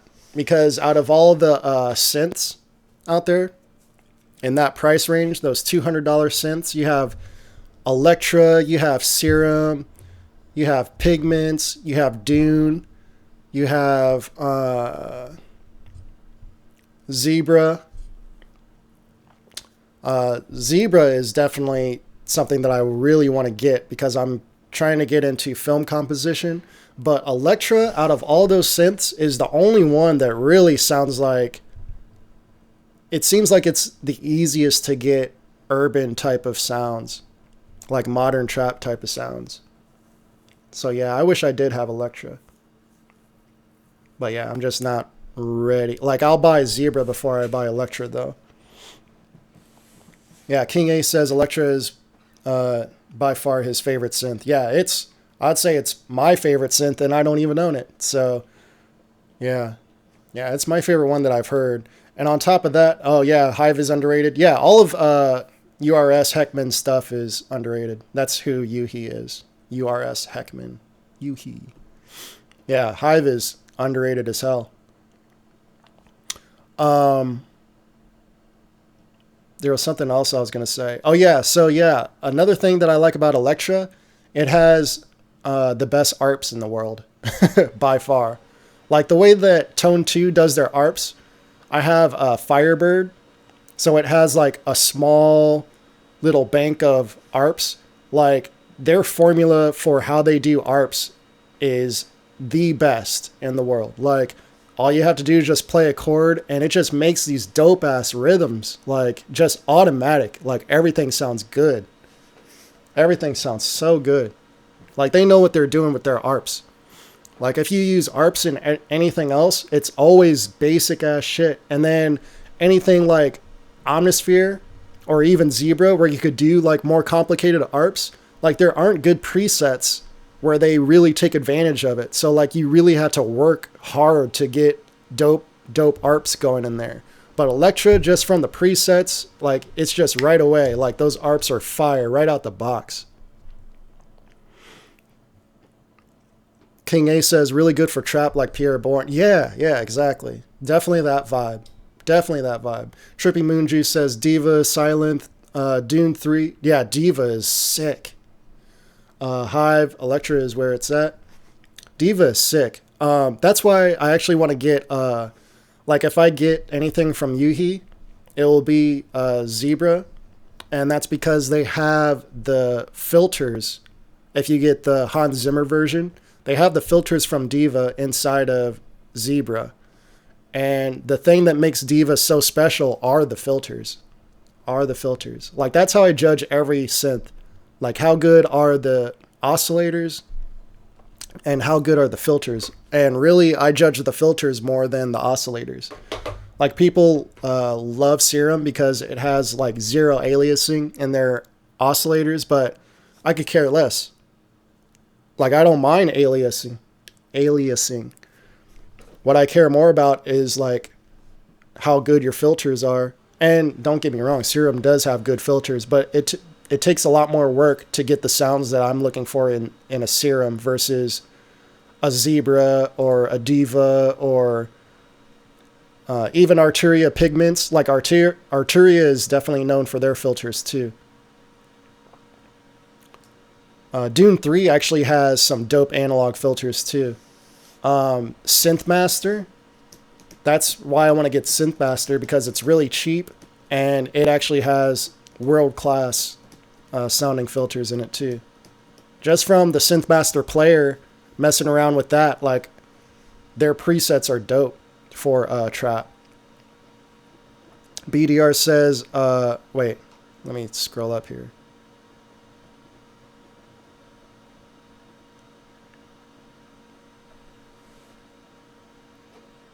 Oh, no, yeah, King Ace, that's not true. I think Moonjuice was just saying in general. But no, yeah, Silent, Dune, and Elektra are made by different people. Silent is made by Leonard Digital. Dune, I forget who makes Dune. Elektra is Tone 2. Nobody Likes You says, has anyone listened to Pierre Bourne's beats? Yeah. I think we all have. BDR says Zebra is underrated for beat makers, but in sound design circles, it's seen as the way producer community talks about Elektra or Omnisphere. That's a spot-on description of Zebra. Spot on. Vida says Diva is sick, but CPU hungry. Exactly. That's why I will never own Diva. Zebra, on the other hand, is very CPU efficient, especially for the sounds that you get out of it. It's super CPU efficient, and it has the features of Diva inside of it that I like. So, yeah, I would never own Diva over Zebra. I always want to call it Zebra because I'm pretty sure that's how the owner pronounces it. I'm pretty sure he calls it Zebra instead of Zebra. Anyway, Moonju says Silent is from someone different. Yeah. You called him Ace, but there's a plugin called Ace, which stands for All Cables Everywhere. Yuhi makes that plugin. So they make Ace, All Cables Everywhere. They make Diva. They make Basil. They make Zebra, whatever. Abdul Doyle asks, is Massive any good? The new Massive, from what I've heard and what I've seen, is great. If I was into, which I am into, EDM, that's the one that I would pick over Serum, just because no one's really using Massive. But my computer is so old, I can't even use Massive, so I definitely won't be buying it anytime. Like, it requires a new computer. Moonjuice is commenting on how warm Diva is. Yeah. Let's get back to these critiques, because I just lost some viewers, for sure. Craig Dubb. Back at it. Nobody Likes You ask, hey, Inflight, can you speak on my theory of lacing music via specific frequencies, like binaural beats? Yeah, my opinion on binaural beats is that it's all hocus pocus. It's not really true. Basically, if you take any droning frequency at all, it's going to create those type of sensations. Like, there aren't specific frequencies that create that, whatever. But of course, if you go too high, too high pitched or too low pitched, you could cause, ear fatigue, headaches, stuff like that. So yeah, you want you know, just use your ears, and whatever sounds good is going to sound good. Whatever you think sounds good, sounds good. Yeah, that's what I have to say about Barnold Beats. Diva is high quality stuff. Those guys are good at making synths for sure.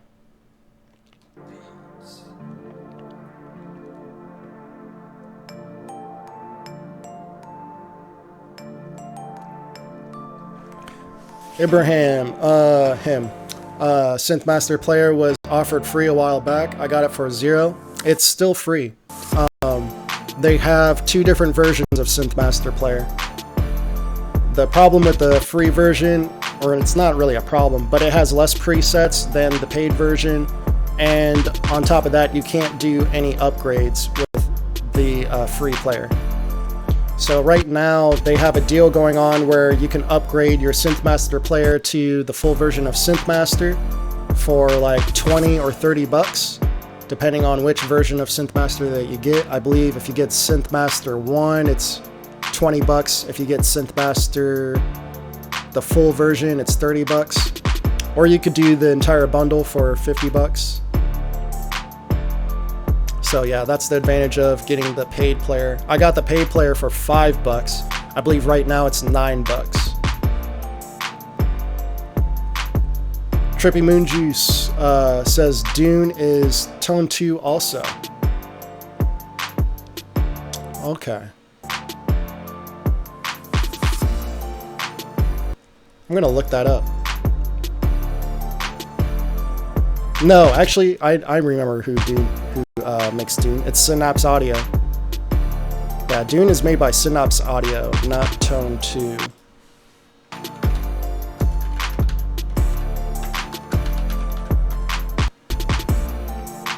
My computer is going nuts right now. Let me close FL Studio.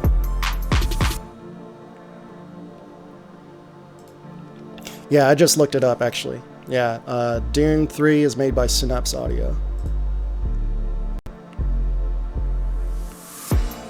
Zapcon, what's up? Hi, Ian. I was wondering if you had any personal projects you're working on, or do you mainly focus on selling beats and keep... Let me scroll down here. My chat's frozen. Let me refresh the chat. Oh, there we go.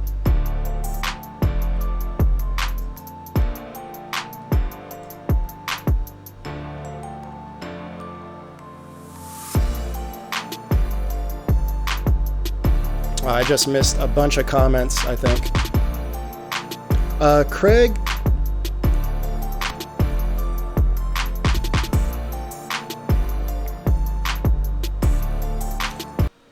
The mix, there's nothing wrong with the mixing. I just feel like the sound selection wasn't as good as your last track. Like these sounds kind of sound a little dated compared to your last track. So I'd still say that that last track that you had was better. But in terms of the mixing, there's really no issues. But specifically like the synth sound in there, the synth plucks, and the chorus. And even the bells a little bit. But the bells could be a part of the vibe for sure. Yeah, I just missed all of everything that you guys just said. That sucks. Yeah, I had to refresh the chat and there's no... let me just drag this window over and try and read. I cannot read that. I see someone talking about Nexus. I know Nexus 3 is about to drop, but I doubt I ever get Nexus. I doubt it. It's too expensive, you know, for to get all the sounds that you actually need to make it sound good. Because Nexus itself is not enough, I feel like. Am I working on any projects? Yeah, I'm working with a few artists to drop 2 EPs. One is for One is called Why to Sleep, and the other one is called Falling Awake. The Why to Sleep EP is based off of just really chilled, laid back music with some dope vocals. And the Falling Awake EP is geared towards EDM. So I'll have a lot of heavy effects on the vocals with that one. Both of the EPs are 10 tracks, so 20 tracks total. They'll come out months apart, and then I'll be doing those same projects in LP version, and both of those will be 20 tracks. So at the moment, I'm still looking for more artists. I would love to have 10 different artists for these EPs. Right now I have about 5. So I'm looking for 5 more artists that I want to work with. And then on the LPs, they'll get 2 tracks, those same artists. So I want to keep working with those artists and build them up. Because, basically my goal is to make these artists so popular that they don't even think twice about signing a deal with anybody. They'll just make too much money off of streaming. So that's my goal. And then from there, I could teach you guys how I did it for free. Because I don't want to charge you guys like some people are doing when it comes to that. When it comes to the business side. What I will do, though, is once I figure out how to do that, I'll charge people at the labels on how I do my business. But outside of that, where are we at? Jimmy, 1, 2, 3. But yeah, outside of that, I'm just trying to build up my own community of artists and producers to where they don't really need any outside help. Make our own music videos and just make all the money ourselves. King A says, gotta go, see you later. Thanks for tuning in. Again, we do this every Monday, Wednesday, and Friday at 5 p.m. United States Eastern Time. So I will see you guys on Friday if anyone else decides to check out. And let me go ahead and paste this once again. 50% off the Inflightmuzik 2020 drum pack. Use the code INFLIGHT202050. 200 sounds, all dedicated to modern trap production.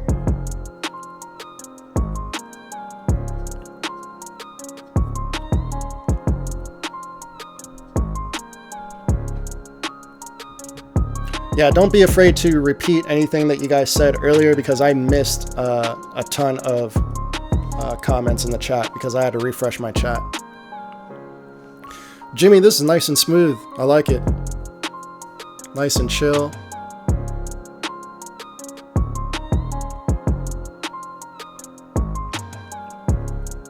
Oh, Craig, I forgot to like and comment on your YouTube video. I like what you're trying to do with the toms. Maybe pan those left and right a little bit. Switch up the which toms that you're using. They kind of sound out of place in terms of the tone of those toms, but yeah. And they're coming in a little too often. If you want the toms to play that often, you might want to switch up the pattern of those toms a little bit.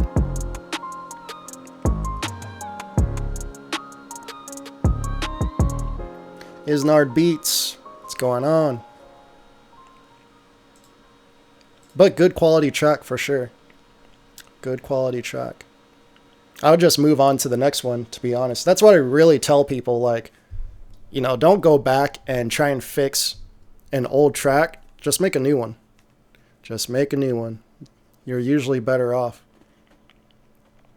SoundCloud link from Critter. And let me go ahead and like Craig's track here. Craig, are you still in here?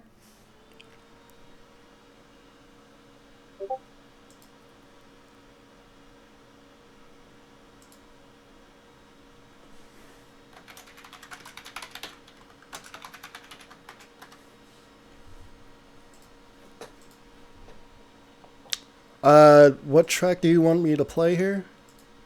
Let's just play the first one. Damn, it's cold in here.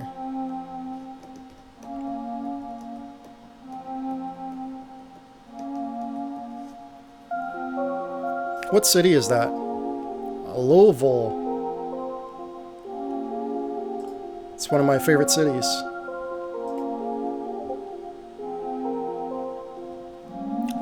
Used to make trips down there just to party.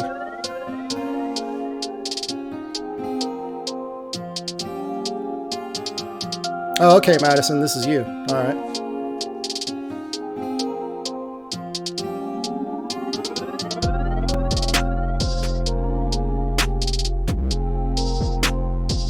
Hey, Madison, it was you that was asking about your, was it you asking about your kicks or 808s?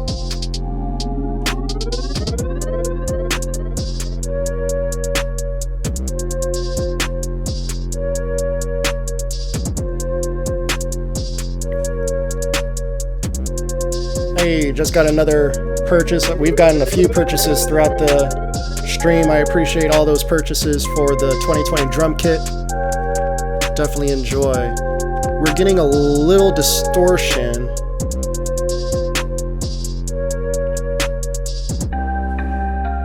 So it literally sounds like you're not even using a kick.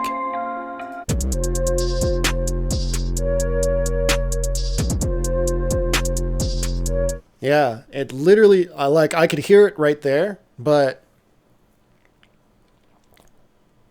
yeah, I actually know exactly what's going on. So you're getting phase cancellation with your kick and your 808. So go into your project and actually I'll just show you. Yeah, you're getting heavy phase cancellation. So for anyone that doesn't want to sidechain their kicks and 808s, when you're layering, when you have an 808 playing at the same time as your kick, so like right there, let me turn this up.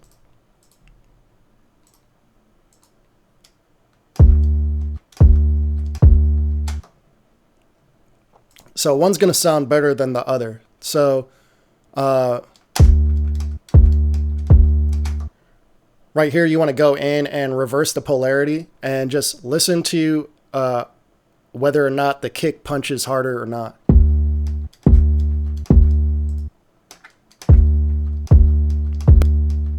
So you could hear like how there's like softness,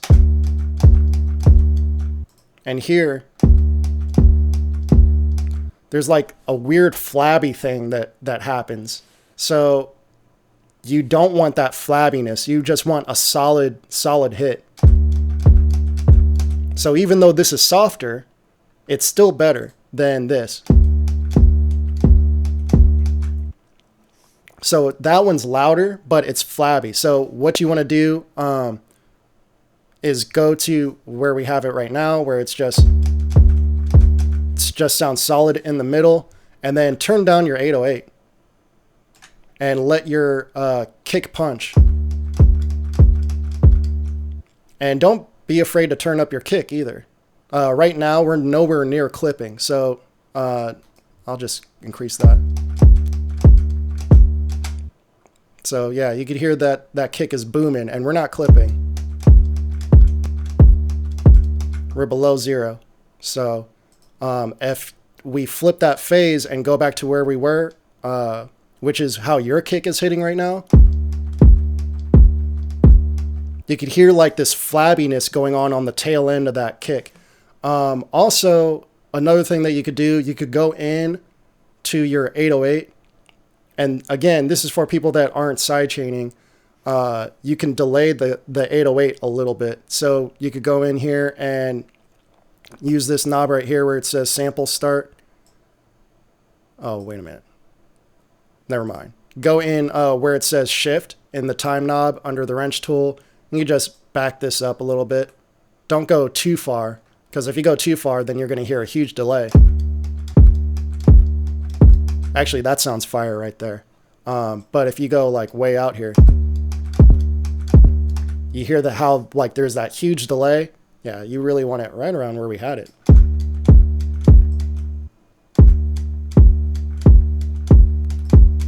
And then you get some pop and punch to your 808. Moonjuice asked, who made the artwork for my drum kit?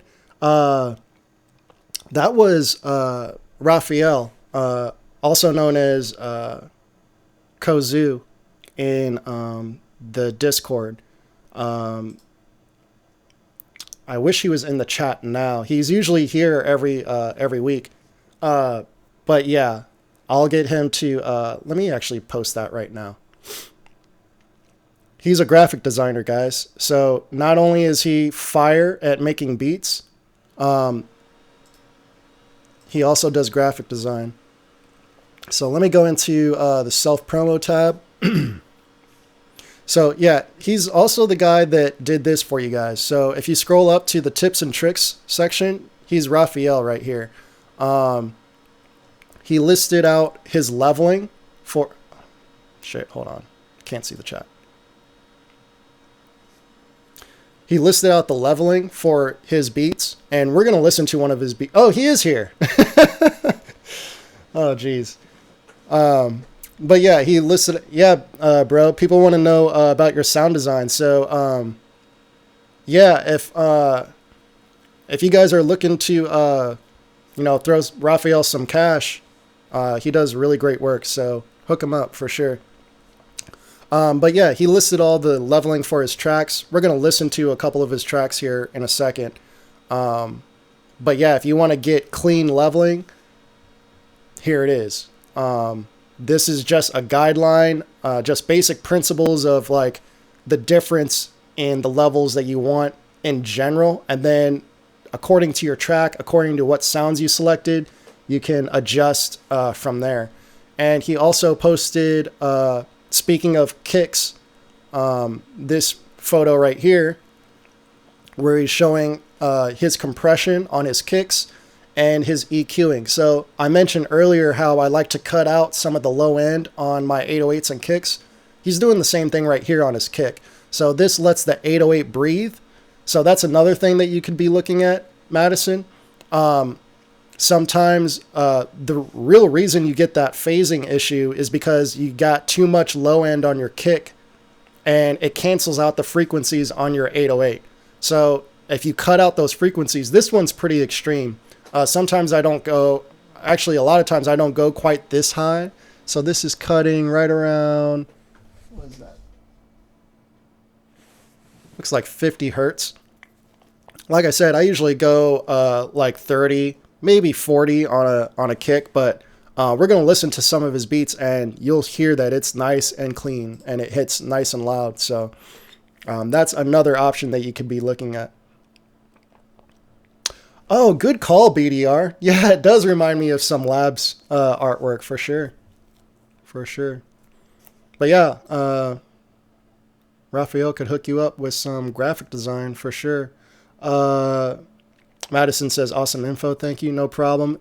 Insard Beats asks, bro, do you know a good VST for trap bass lines? Are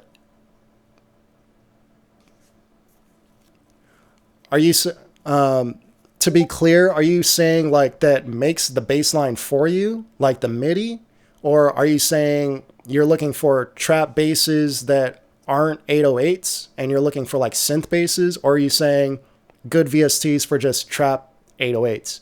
Those are three different things. So let me know what you're looking for and I could give you tips for all three on where to look for VSTs.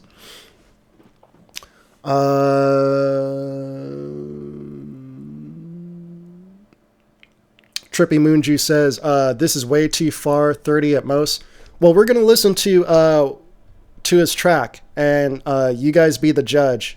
At the end of the day, you always just use your ears, saying, giving out specific numbers. Like the reason I said these are general guidelines and don't use these exact numbers is because of what you just said right there. Saying like 30 is too far or whatever, like that might not always be the case.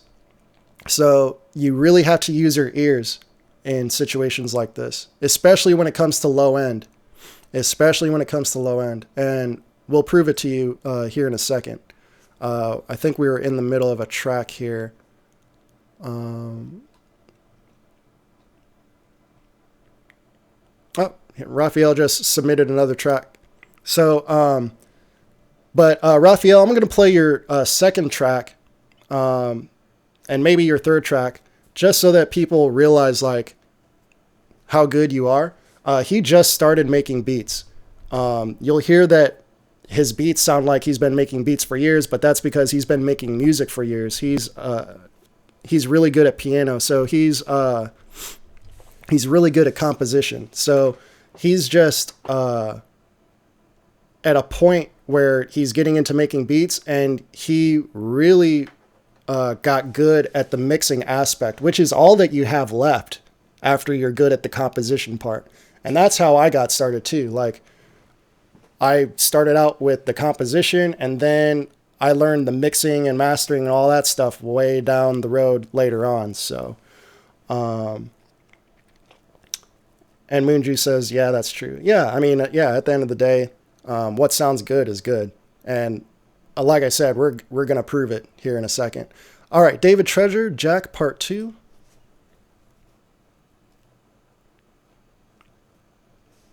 Where's the audio?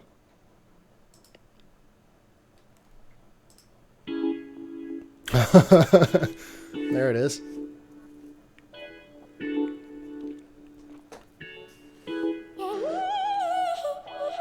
Oh shit.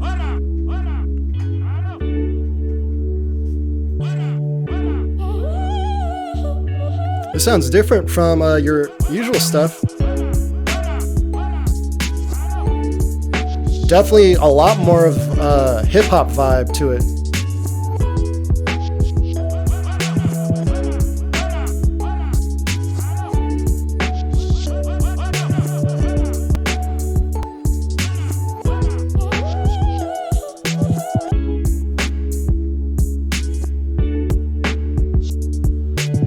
You have a really round sounding kick.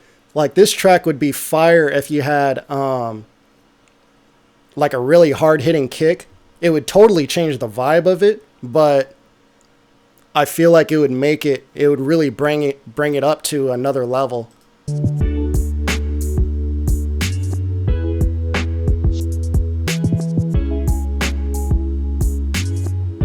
I like the little ear candy you have going on with those little bells, or high-end keys, I should say.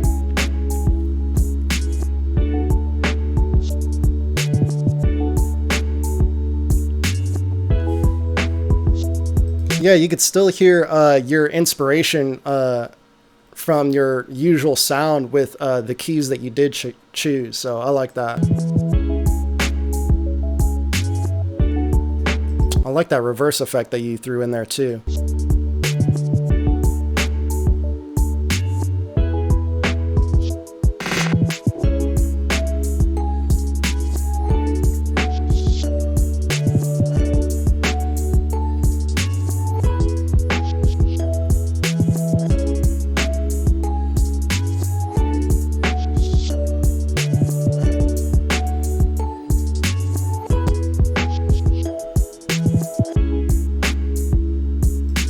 Yeah, bro, man, I feel like out of everyone that has consistently submitted beats, by the way, did you make this recently?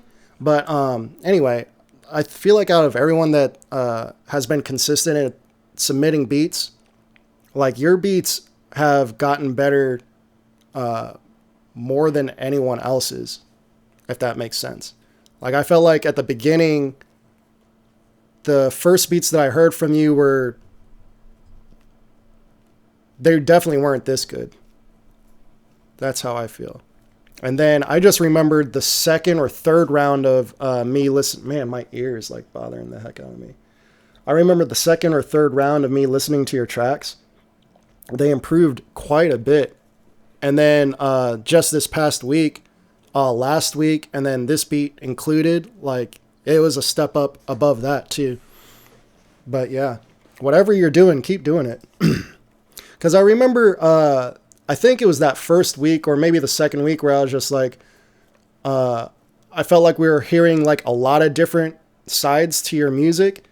And once we started hearing the more dancehall type beats, I felt like, I know me personally, I was like, yeah, that's definitely what you should focus on, because you definitely have your ear geared towards that. Like, you have a good ear for that. But yeah, keep doing your thing, man. I really like that this kind of sounded different from the dancehall stuff, but it still had the quality of the other tracks that you were doing. So yeah, man, I could definitely hear improvement on what you're doing.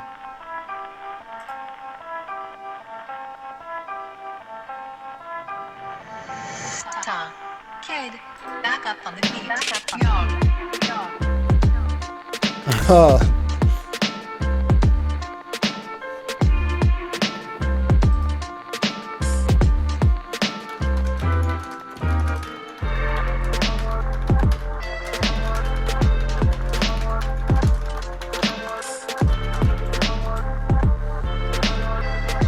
Old school vibes, but modern at the same time.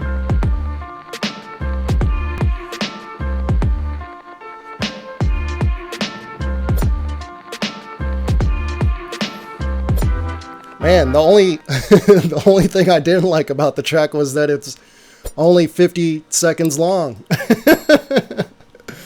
Man. Fire. That was fire.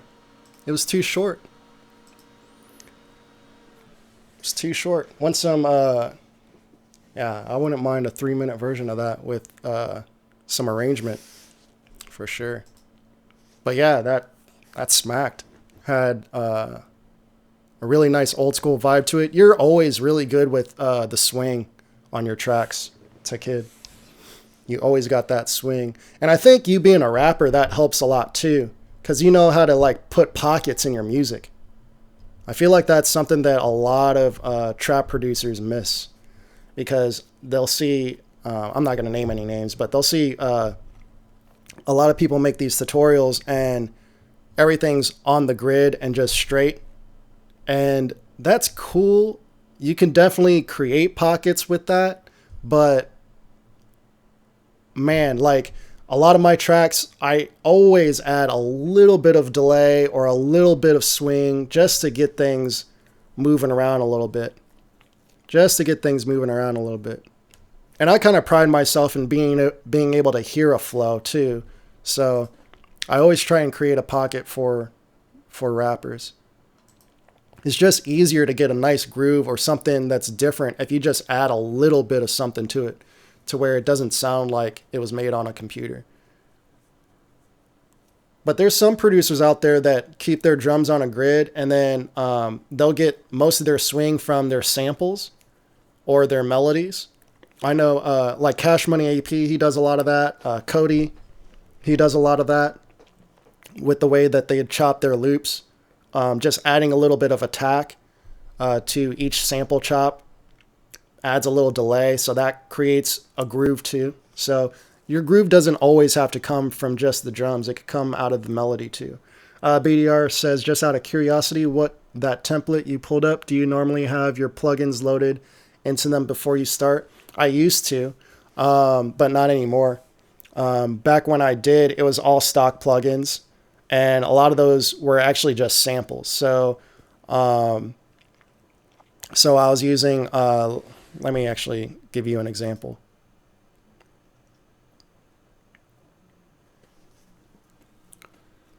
I think I still have the template. I think it's called full. Yeah, full template. So I'll show you the best. Well, actually, now that I've went through the stock sounds a little bit more, there's some better stock sounds too. See how long it takes to load? That's why I don't do it anymore. So this lead is 3x oscillator. Let me actually switch to it. The 808 in here is Spins 808. This synth bass is 3x oscillator. I keep doing that. 3x oscillator. Here we go.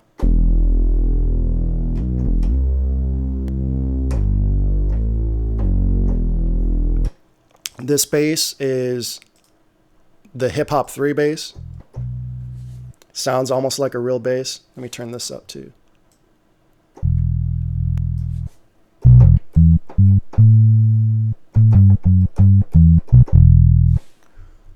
This lead, again, 3x oscillator.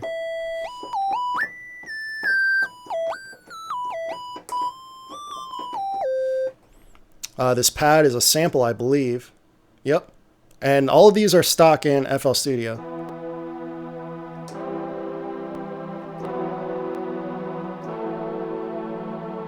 And then usually I would go in here and adjust the filters. You can see it's adjusted a little bit. I really love the SVF low pass.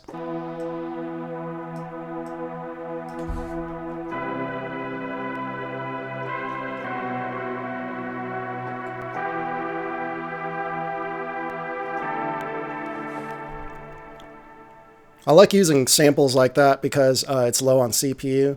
This synth, another 3x oscillator.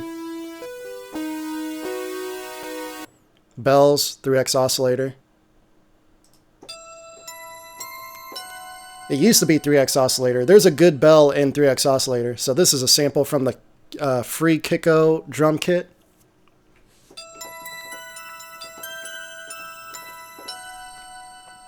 This flute is is citrus.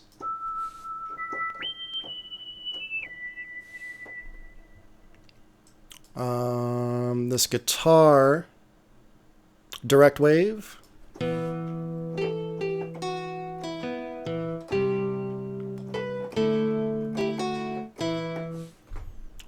Let's see what else we got.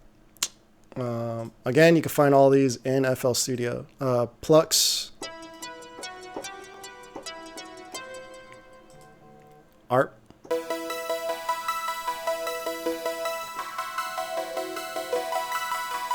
Piano, I believe, is direct wave. Nope, FL keys. Check out my FL keys tutorial where I went over some techniques that I believe Takid used. He inspired that tutorial from our last beat critique because we listened to his keys and we're like, what is that? And it was FL keys. Organ, 3x oscillator. That ain't no organ. I don't know what I'm doing there. Brass. That ain't no brass either. Strings. This is a sample, I believe. Yep.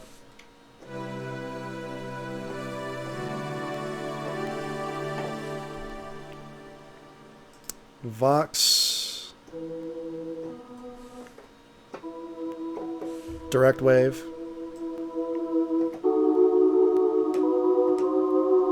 With some filtering on. Random drone sound. Atmosphere sound.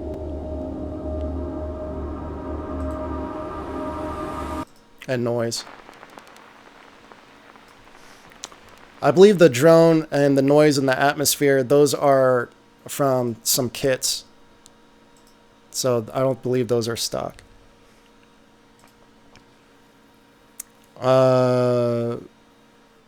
Let's see.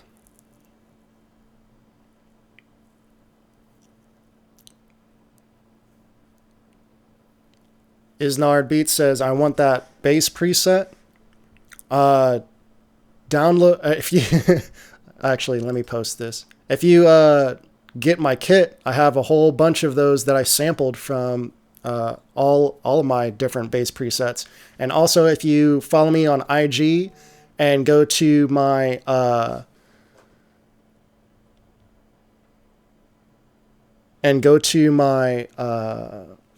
my bio, there's a link at the very bottom for five more presets too. And also I have a tutorial on how I made these in 3x oscillator. So definitely check out that tutorial. Zapcon says, I stopped using templates, felt they inhibited more than they sped up my workflow. They definitely can. Isnard Beats says, how do I get it? Yeah, from what I just said. Trippy Moon Juice says that pad sounds dope as fuck. Let me go ahead and play a beat while I read through these. I skipped this one. And I almost skipped it again. Oh, man.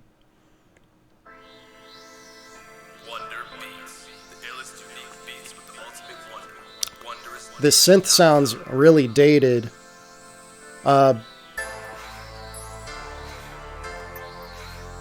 Madison says, gotta head out. Thanks for the stream. Happy Thanksgiving. Happy Thanksgiving to you too, Madison.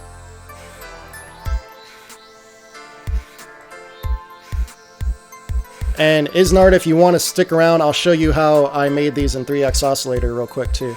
BDR says, the only thing they did right with 12 was docked 4 mixer sends on startup.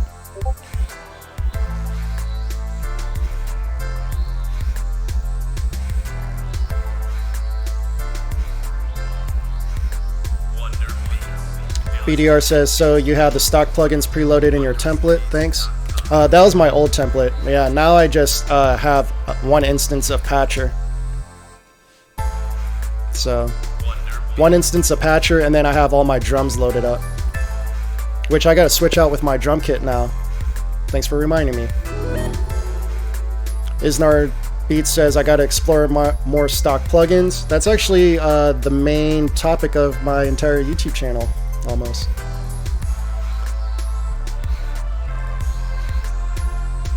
Yeah, some of the leveling is off in this beat. So the 808's really low. The kick is almost non-existent. All the drums are like way too low and the melodies are too loud. You gotta like switch those.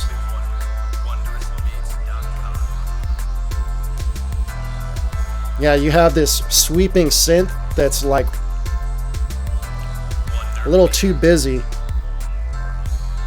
It's a little distracting from the main melodies.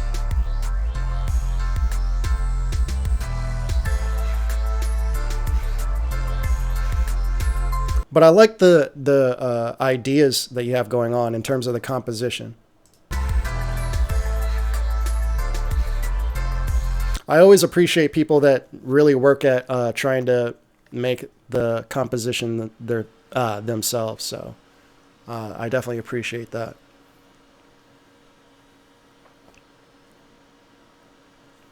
Oh, Isnard Beats, is this you? Oh, no, it's not. This is Isnard right here.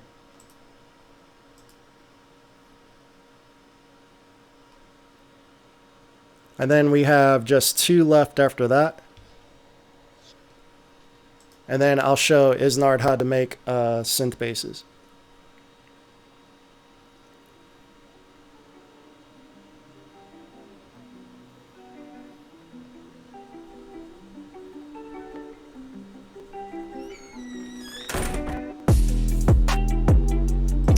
Kick hits nice and hard. Good levels. Clap is a little dry.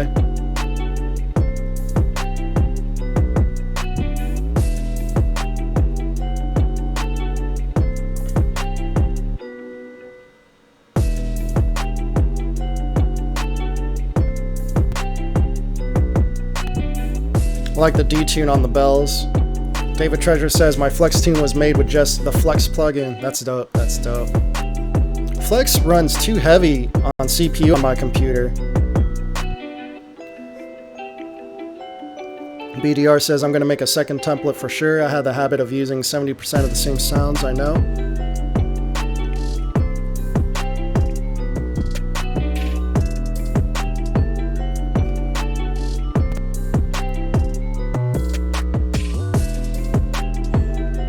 I know some people don't like the panned kicks and 808s, but I like them.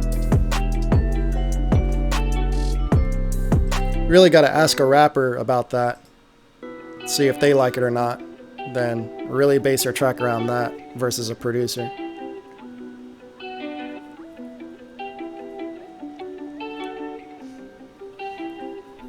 Turn up that counter melody that just came in. I felt like it sounded too dope to just leave in the background. But yeah, I like the track for sure. All right, guys, this is Raphael. So this is his 6th beat ever. He's the guy that posted in the tips and tricks section his kick formula and his basic leveling guide. You hear how hard that kick is hitting? Oh, you got a DaBaby type beat.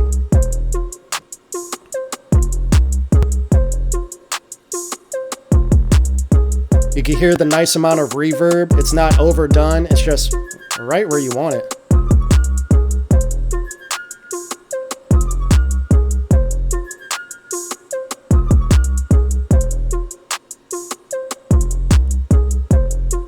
See, not a lot of crazy sounds going everywhere, just really good composed melodies.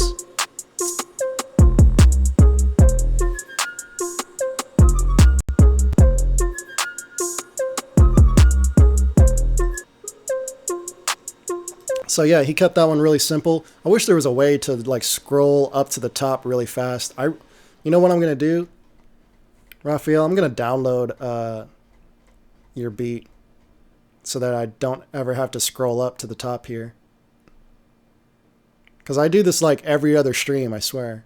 And I'm like, hey guys, listen to this.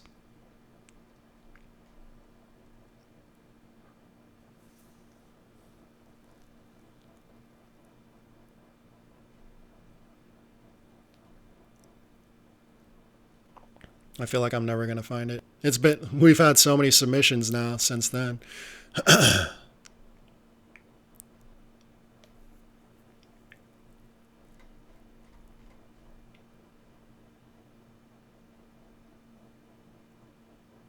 Here we go. Yeah, I'm going to download this.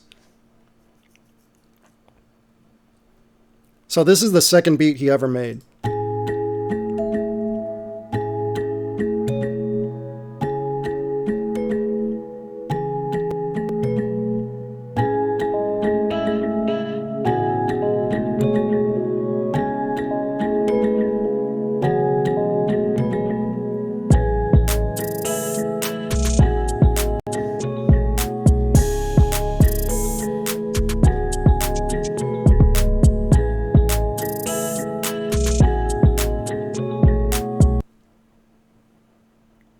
Oh, crap.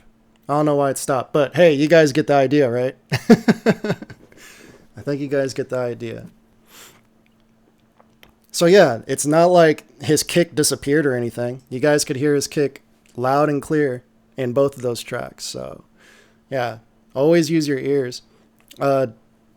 DeLaser says, thanks for good, honest, good opinion. Don't know about bass and kick too low.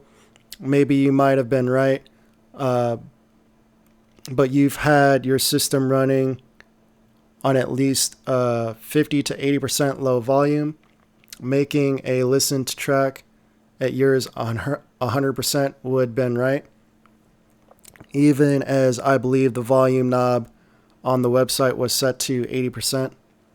Thanks for fantastic feedback. It might even help to figure out on the volume settings that can be edited inside the website code.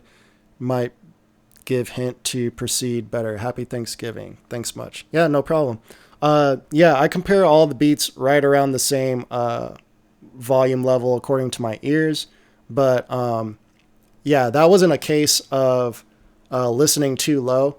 In fact, many times you do want to listen low so that you can hear those problems.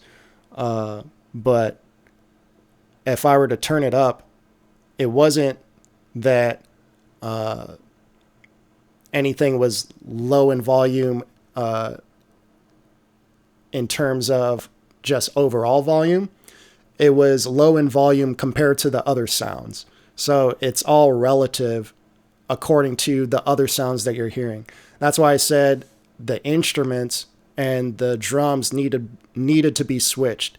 So the volume that your instruments were at versus the volume that your drums were at, those needed to be flipped. So it's all relative. So that's why listening at a low volume can actually point those things out.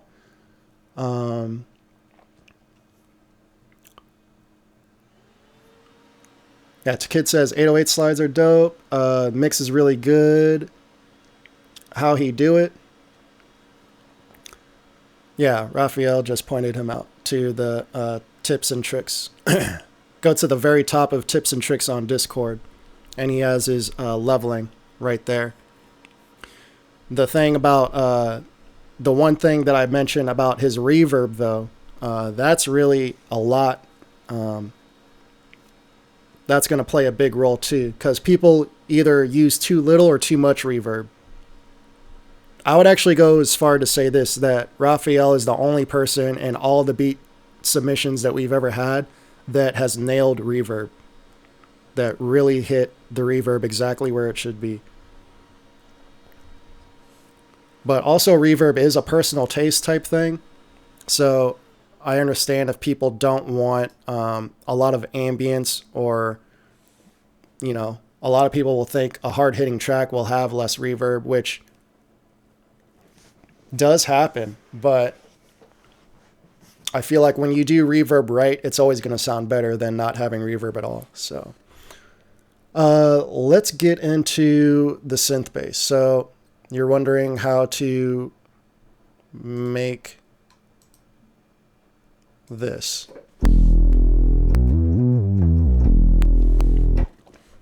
Yeah, good headphones definitely help. For sure. Your listening environment is the most important thing when it comes to mixing. So if you pull up 3X Oscillator, you'll see this right here. So this is the sampler inside of 3X Oscillator that no one really talks about. So you'll notice that this icon is the same as this icon right there. So that'll take you into the sampler settings. And right here we have a basic one cycle wave shape. And you could find these. Actually, if I just click this button right here, it'll take me right into where these are located.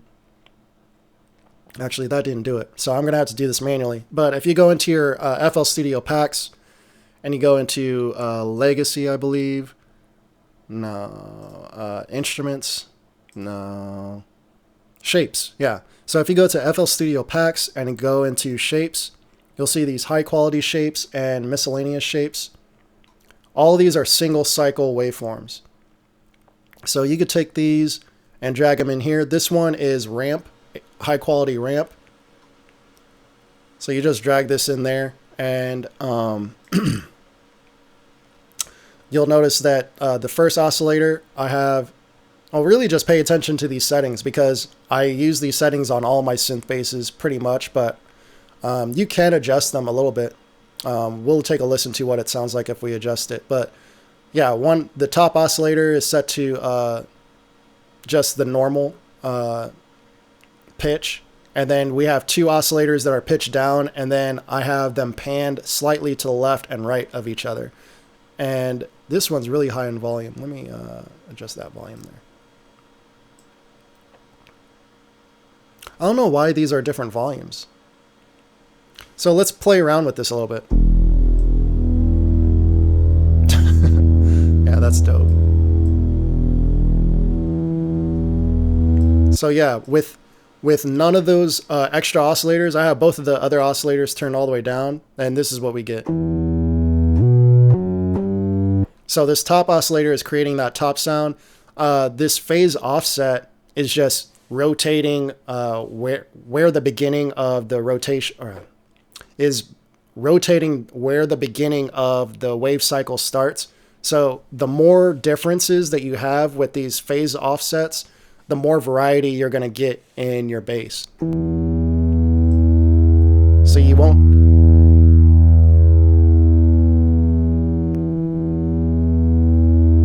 won't really notice a difference with it playing by itself, but as soon as you start adding these other oscillators in, you'll start hearing a lot more movement.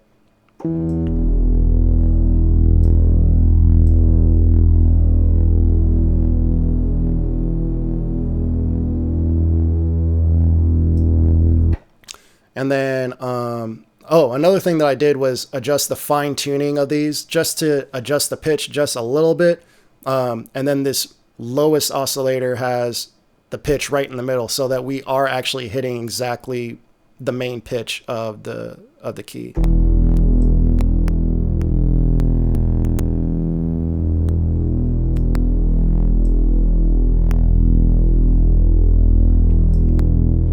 See how we could hear the bass moving around? So yeah, I've done that hundreds of times, literally, where I made all kinds of different basses. If we go into my 808s and my synth bass collection, these are all synth basses that I've, well, not all these. Hold on. Actually, let me go into my old folder. Projects, my drums, 808s, synth basses. So yeah, I've made over 137 different synth basses. Just using this technique with different one cycle samples. And then I've actually left a lot of these alone. So just to let you hear the differences.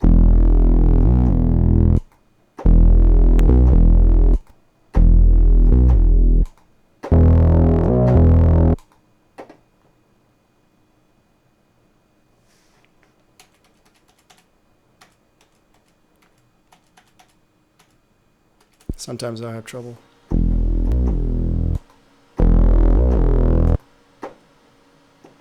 But yeah, you get it. BDR says, as you said earlier, car speakers are a great way to reference. I currently don't have that option, but I do reference on multiple sources: closed backs, open backs, earbuds, PC speakers, and of course, monitor. Dope. Tal Uno 62. Tal Uno 62 is a free one, huh? Yeah, Tal Uno is a badass vintage analog synth. And yeah, those synths are crazy. I didn't know they had a free version.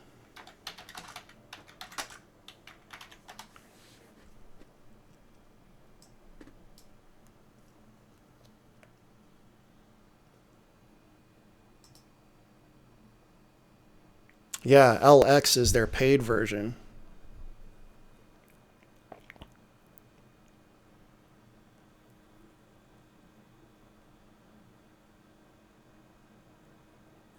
So they have a 60 version and a 62 version. My God. Thank you, Raphael. So I'll be downloading this now. And yeah, you're totally right. They do have dope basses.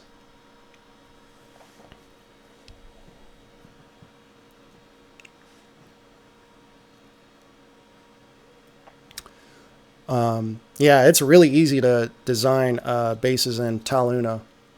I can't remember which of these is from Tal Uno LX. Let's see, that's hybrid, that's alpha. I think that's silent. Yeah, I don't remember.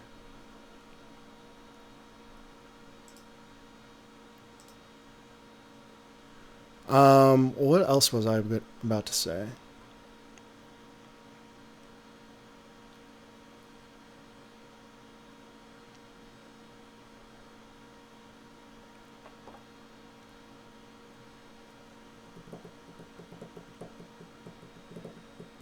Let me post my discount code again, just in case, because we are about to end the stream here. 50% off, 200 sounds dedicated to modern trap for the 2020 Inflightmuzik drum pack. Download it today. This discount code will end as soon as the stream ends. Let's see. Yeah, Isnard says, was looking for a new bass plugin. No, I don't need it. Bro, nice gems. No problem, man. Tal Noisemaker and Synth 1 are the highest rated free synths. Yeah, Synth 1 is the highest rated, I believe. It has the most presets out of all the free stuff, too. Raphael says, I'm impressed on how you achieved the ass on FL Studio. Patrick says, there's actually those who make dynamic tracks. They are so hard to make sense. Few small things really depend on the product. All that is mixed out on track might not be dynamic, but will sound good. The less volume adjustments are in fact needed. Even after you start using 50 to 100 parametric EQs on your track, you can still hear 2 to 3 problems, but for tracks without any EQ on it might sound good for many, but you don't get the more desired sound. I fully don't know what I said actually is real, but I've been listening on beginners contra crazy beats and best producers. The more details you edit, the more you actually need to do. Yeah, I'm kind of lost. I'm not sure exactly what you're saying. But yeah, the more details that you edit, the more you are doing. So it's kind of a circle there. Raphael says, oh, I'm impressed how you did bass in FL Studio. Well, when you said ass, I thought you meant like low end. Oh, that's funny. That's funny. David Treasure says Helm is dope and free. Yeah, I remember using Helm back in the day. I really didn't like it, to be honest, but yeah. I know a lot of people do like it, so. Nonsense, off the conscience. Have you tried Babylon? No, I haven't. Isn't that like a really cheap plugin boutique VST? Yeah, I don't think I'll ever be purchasing that one.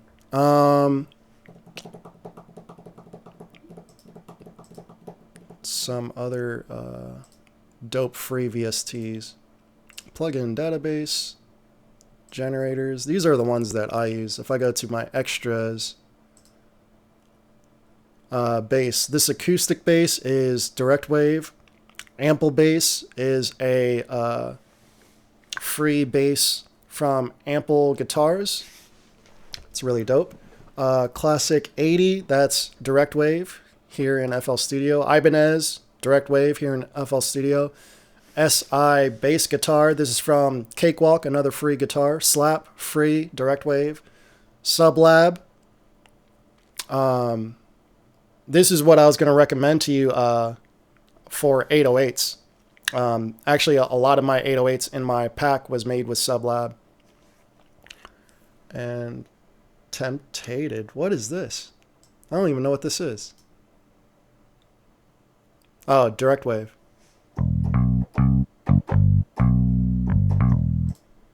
But yeah, out of all the bass plugins I've ever used in my life, Sublab is the best, for sure. Watch my Black Friday video. I kind of go over some of the features, for sure.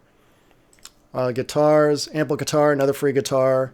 Direct wave. Dynamic Guitars is probably my favorite free guitar. Fruity Slayer. Jazz, that's direct wave, direct wave, direct wave, direct wave. All these are direct wave. Keyboards. Ample Cloud Drum, that's free. A Closed Grand, that's direct wave. Electric, direct wave. FL Keys, Grand Piano, all those are FL Studio direct wave. Keyzone Classic, probably the best free piano out there. Rhodes, that's FL Studio direct wave. SI Electric Piano, that's from Cakewalk, free. Studio Grand, direct wave. And Sweet Case EP, this is free from Noise Ash, I think. I believe this is from Noise Ash. It's taking a while for it to load up. Yeah, it's from Noise Ash.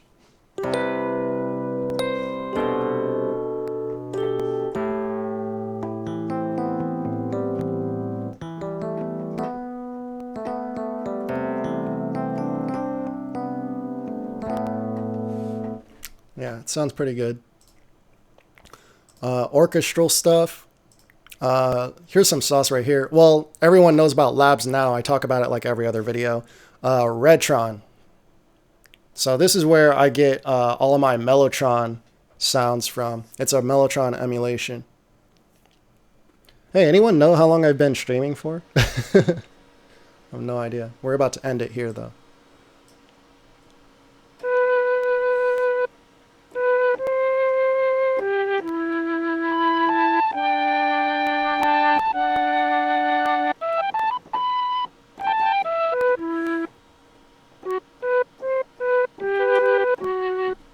Yep, Redtron for all your Mellotron needs. And it comes with quite a few presets.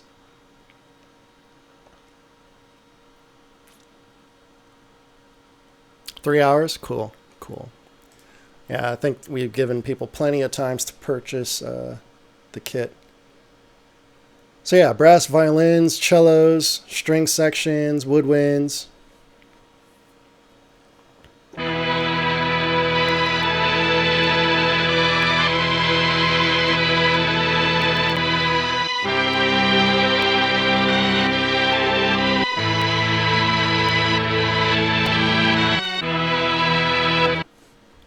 Love Redtron.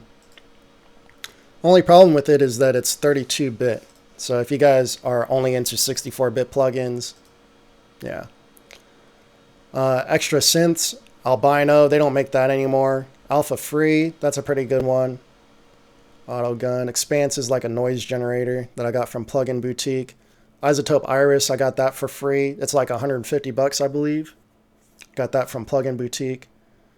Carry Tune, this is a free lead synth synthesizer.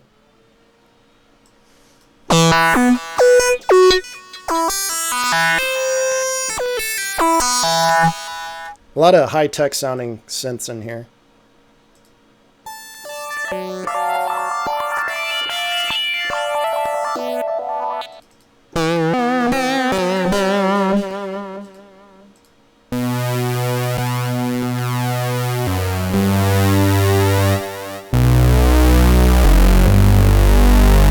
Really high quality.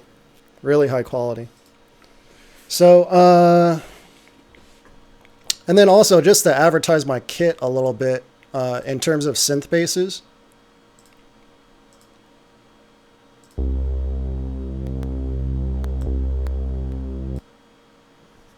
By the way, I have my browser turned down in volume, so.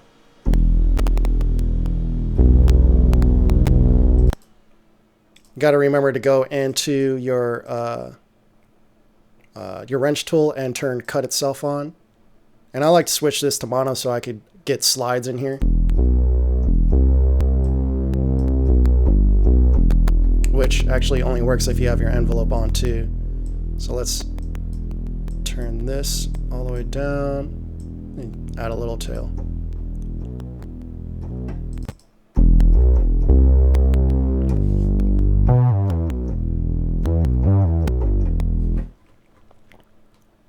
Bad bass.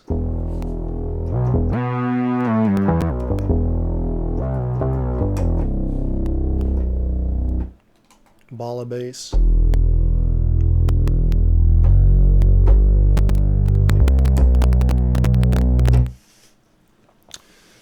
So, Isnard says I'm buying right now. Yeah, there's 20 of those, and 20 in each folder, 2808s, 20 kicks, claps, hats, so on and so forth. So yeah, I'm about to call it. So again, Isnard, use this 50% code.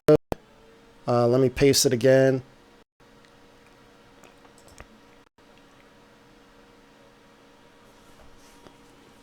Yeah, use that, and that code will only be active for a few more minutes, so you might want to do that here soon, because I'm about to go eat dinner.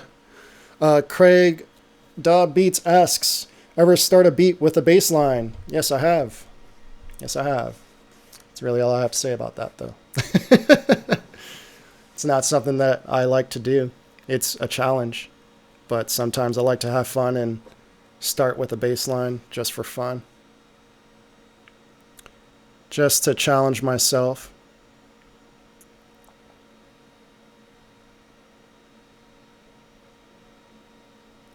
So, yeah, again, we will be back.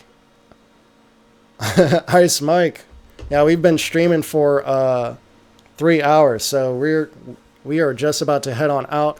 But yeah, I just launched the Inflightmuzik 2020 drum pack. Definitely use this discount code for half off. Mike, I think you should definitely pick it up. Just a little Thanksgiving gift from me to you guys. Raphael says, good evening. Thanks for all the tips. You are absolutely welcome. Isnard says, I want to give 30. I really appreciate that. I really do.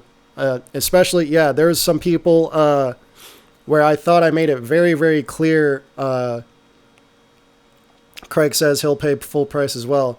I thought I made it very, very clear that I was going to go live and give a nice discount. I specifically said 50% off to people in the stream previously throughout the last couple weeks, and people still decided to pay full price. So really, really big shout out to you guys, because that really means a lot. I do this full time, so that really helps the cause for sure. BDR says only a bass line like that Drake and Lil Wayne song, except bass is more saw than 808. Yeah, I actually have a tutorial about that. Craig says I'm broke with no job at the moment. No, I hear you. I understand. So let me go to, I'll finish this stream with, actually, I have it saved right here. I just went over it. Drums, 808s, synth, new OVO. I believe this is silent. Yep. So yeah, when I'm specifically trying to go for like OVO style, you'll see that these are saw waves. This is a saw wave right here, and then I have a sine wave right here, but yeah, it's mainly saw waves there.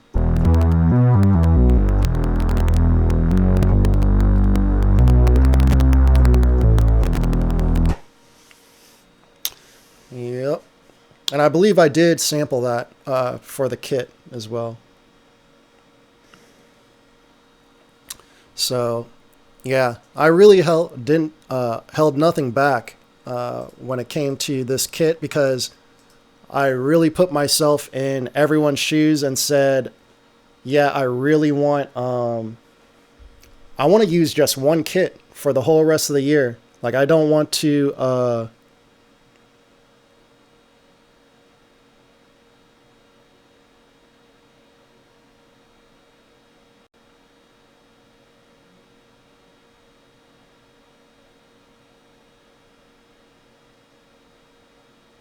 Oh, I just got a message from Loop Swag.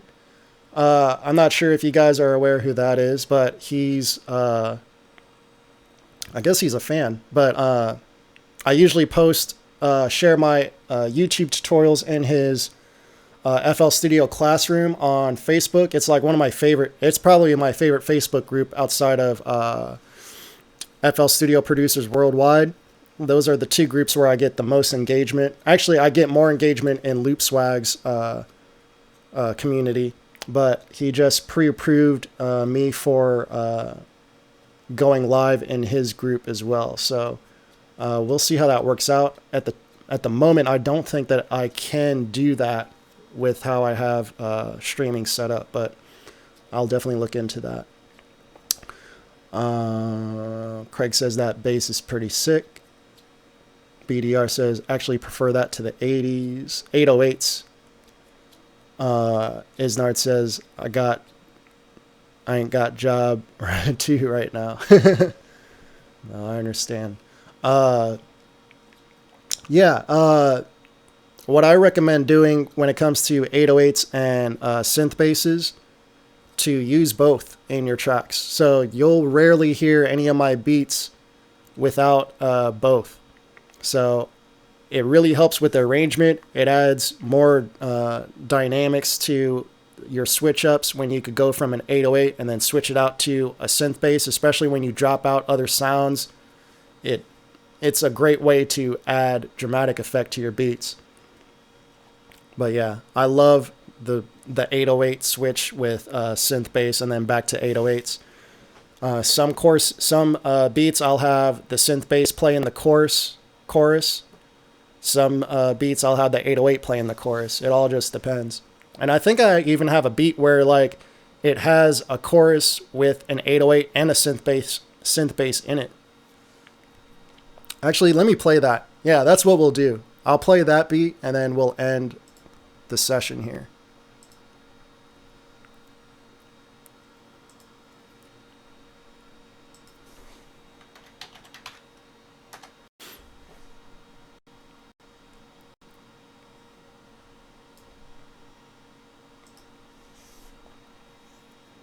I think it's this track too.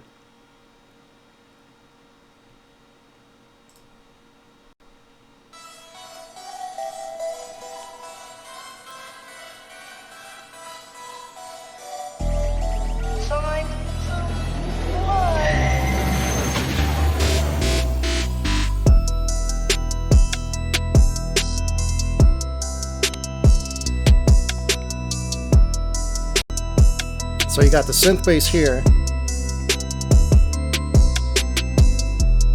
Now let's switch to 808.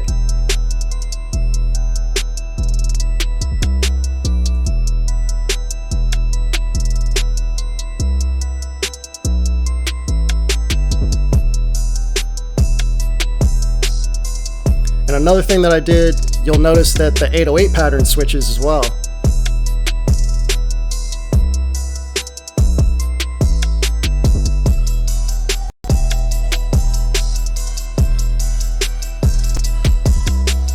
I'll point it out when it happens.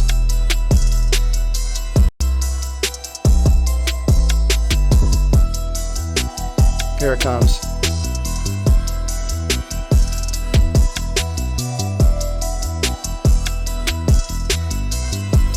And then it goes back into the synth bass.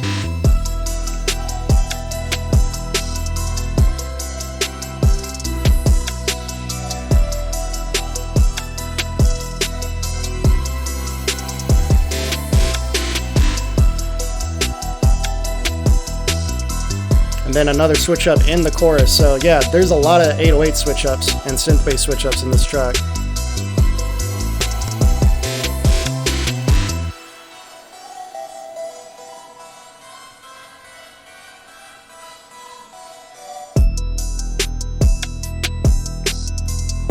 Yeah, that track definitely has some issues to it. I could hear when the synth bass went up in key, it lost a lot of power. Yeah, that's something that if I went back to fix, I would. But the track sells just fine. So yeah, I'll let the mix engineer worry about that. And that's what I was trying to point out earlier about like when I critique your beats and I say, yeah, this could be improved or that can be improved. You're better off just making a new beat. Like, move on, you know? Just take the tips and create more. You're better off just creating more and not worrying about the past. Because a lot of times, those beats will still sell anyway with mistakes in them. Because at the end of the day, they still have to go to a mix engineer who's going to be mixing your beats all over again. So I appreciate that, Craig. Yeah, I'll be back Friday. Again, we do this every Monday, Wednesday, and Friday, 5 p.m. United States Eastern Time. Again, yeah, we'll be back Friday, 5 p.m.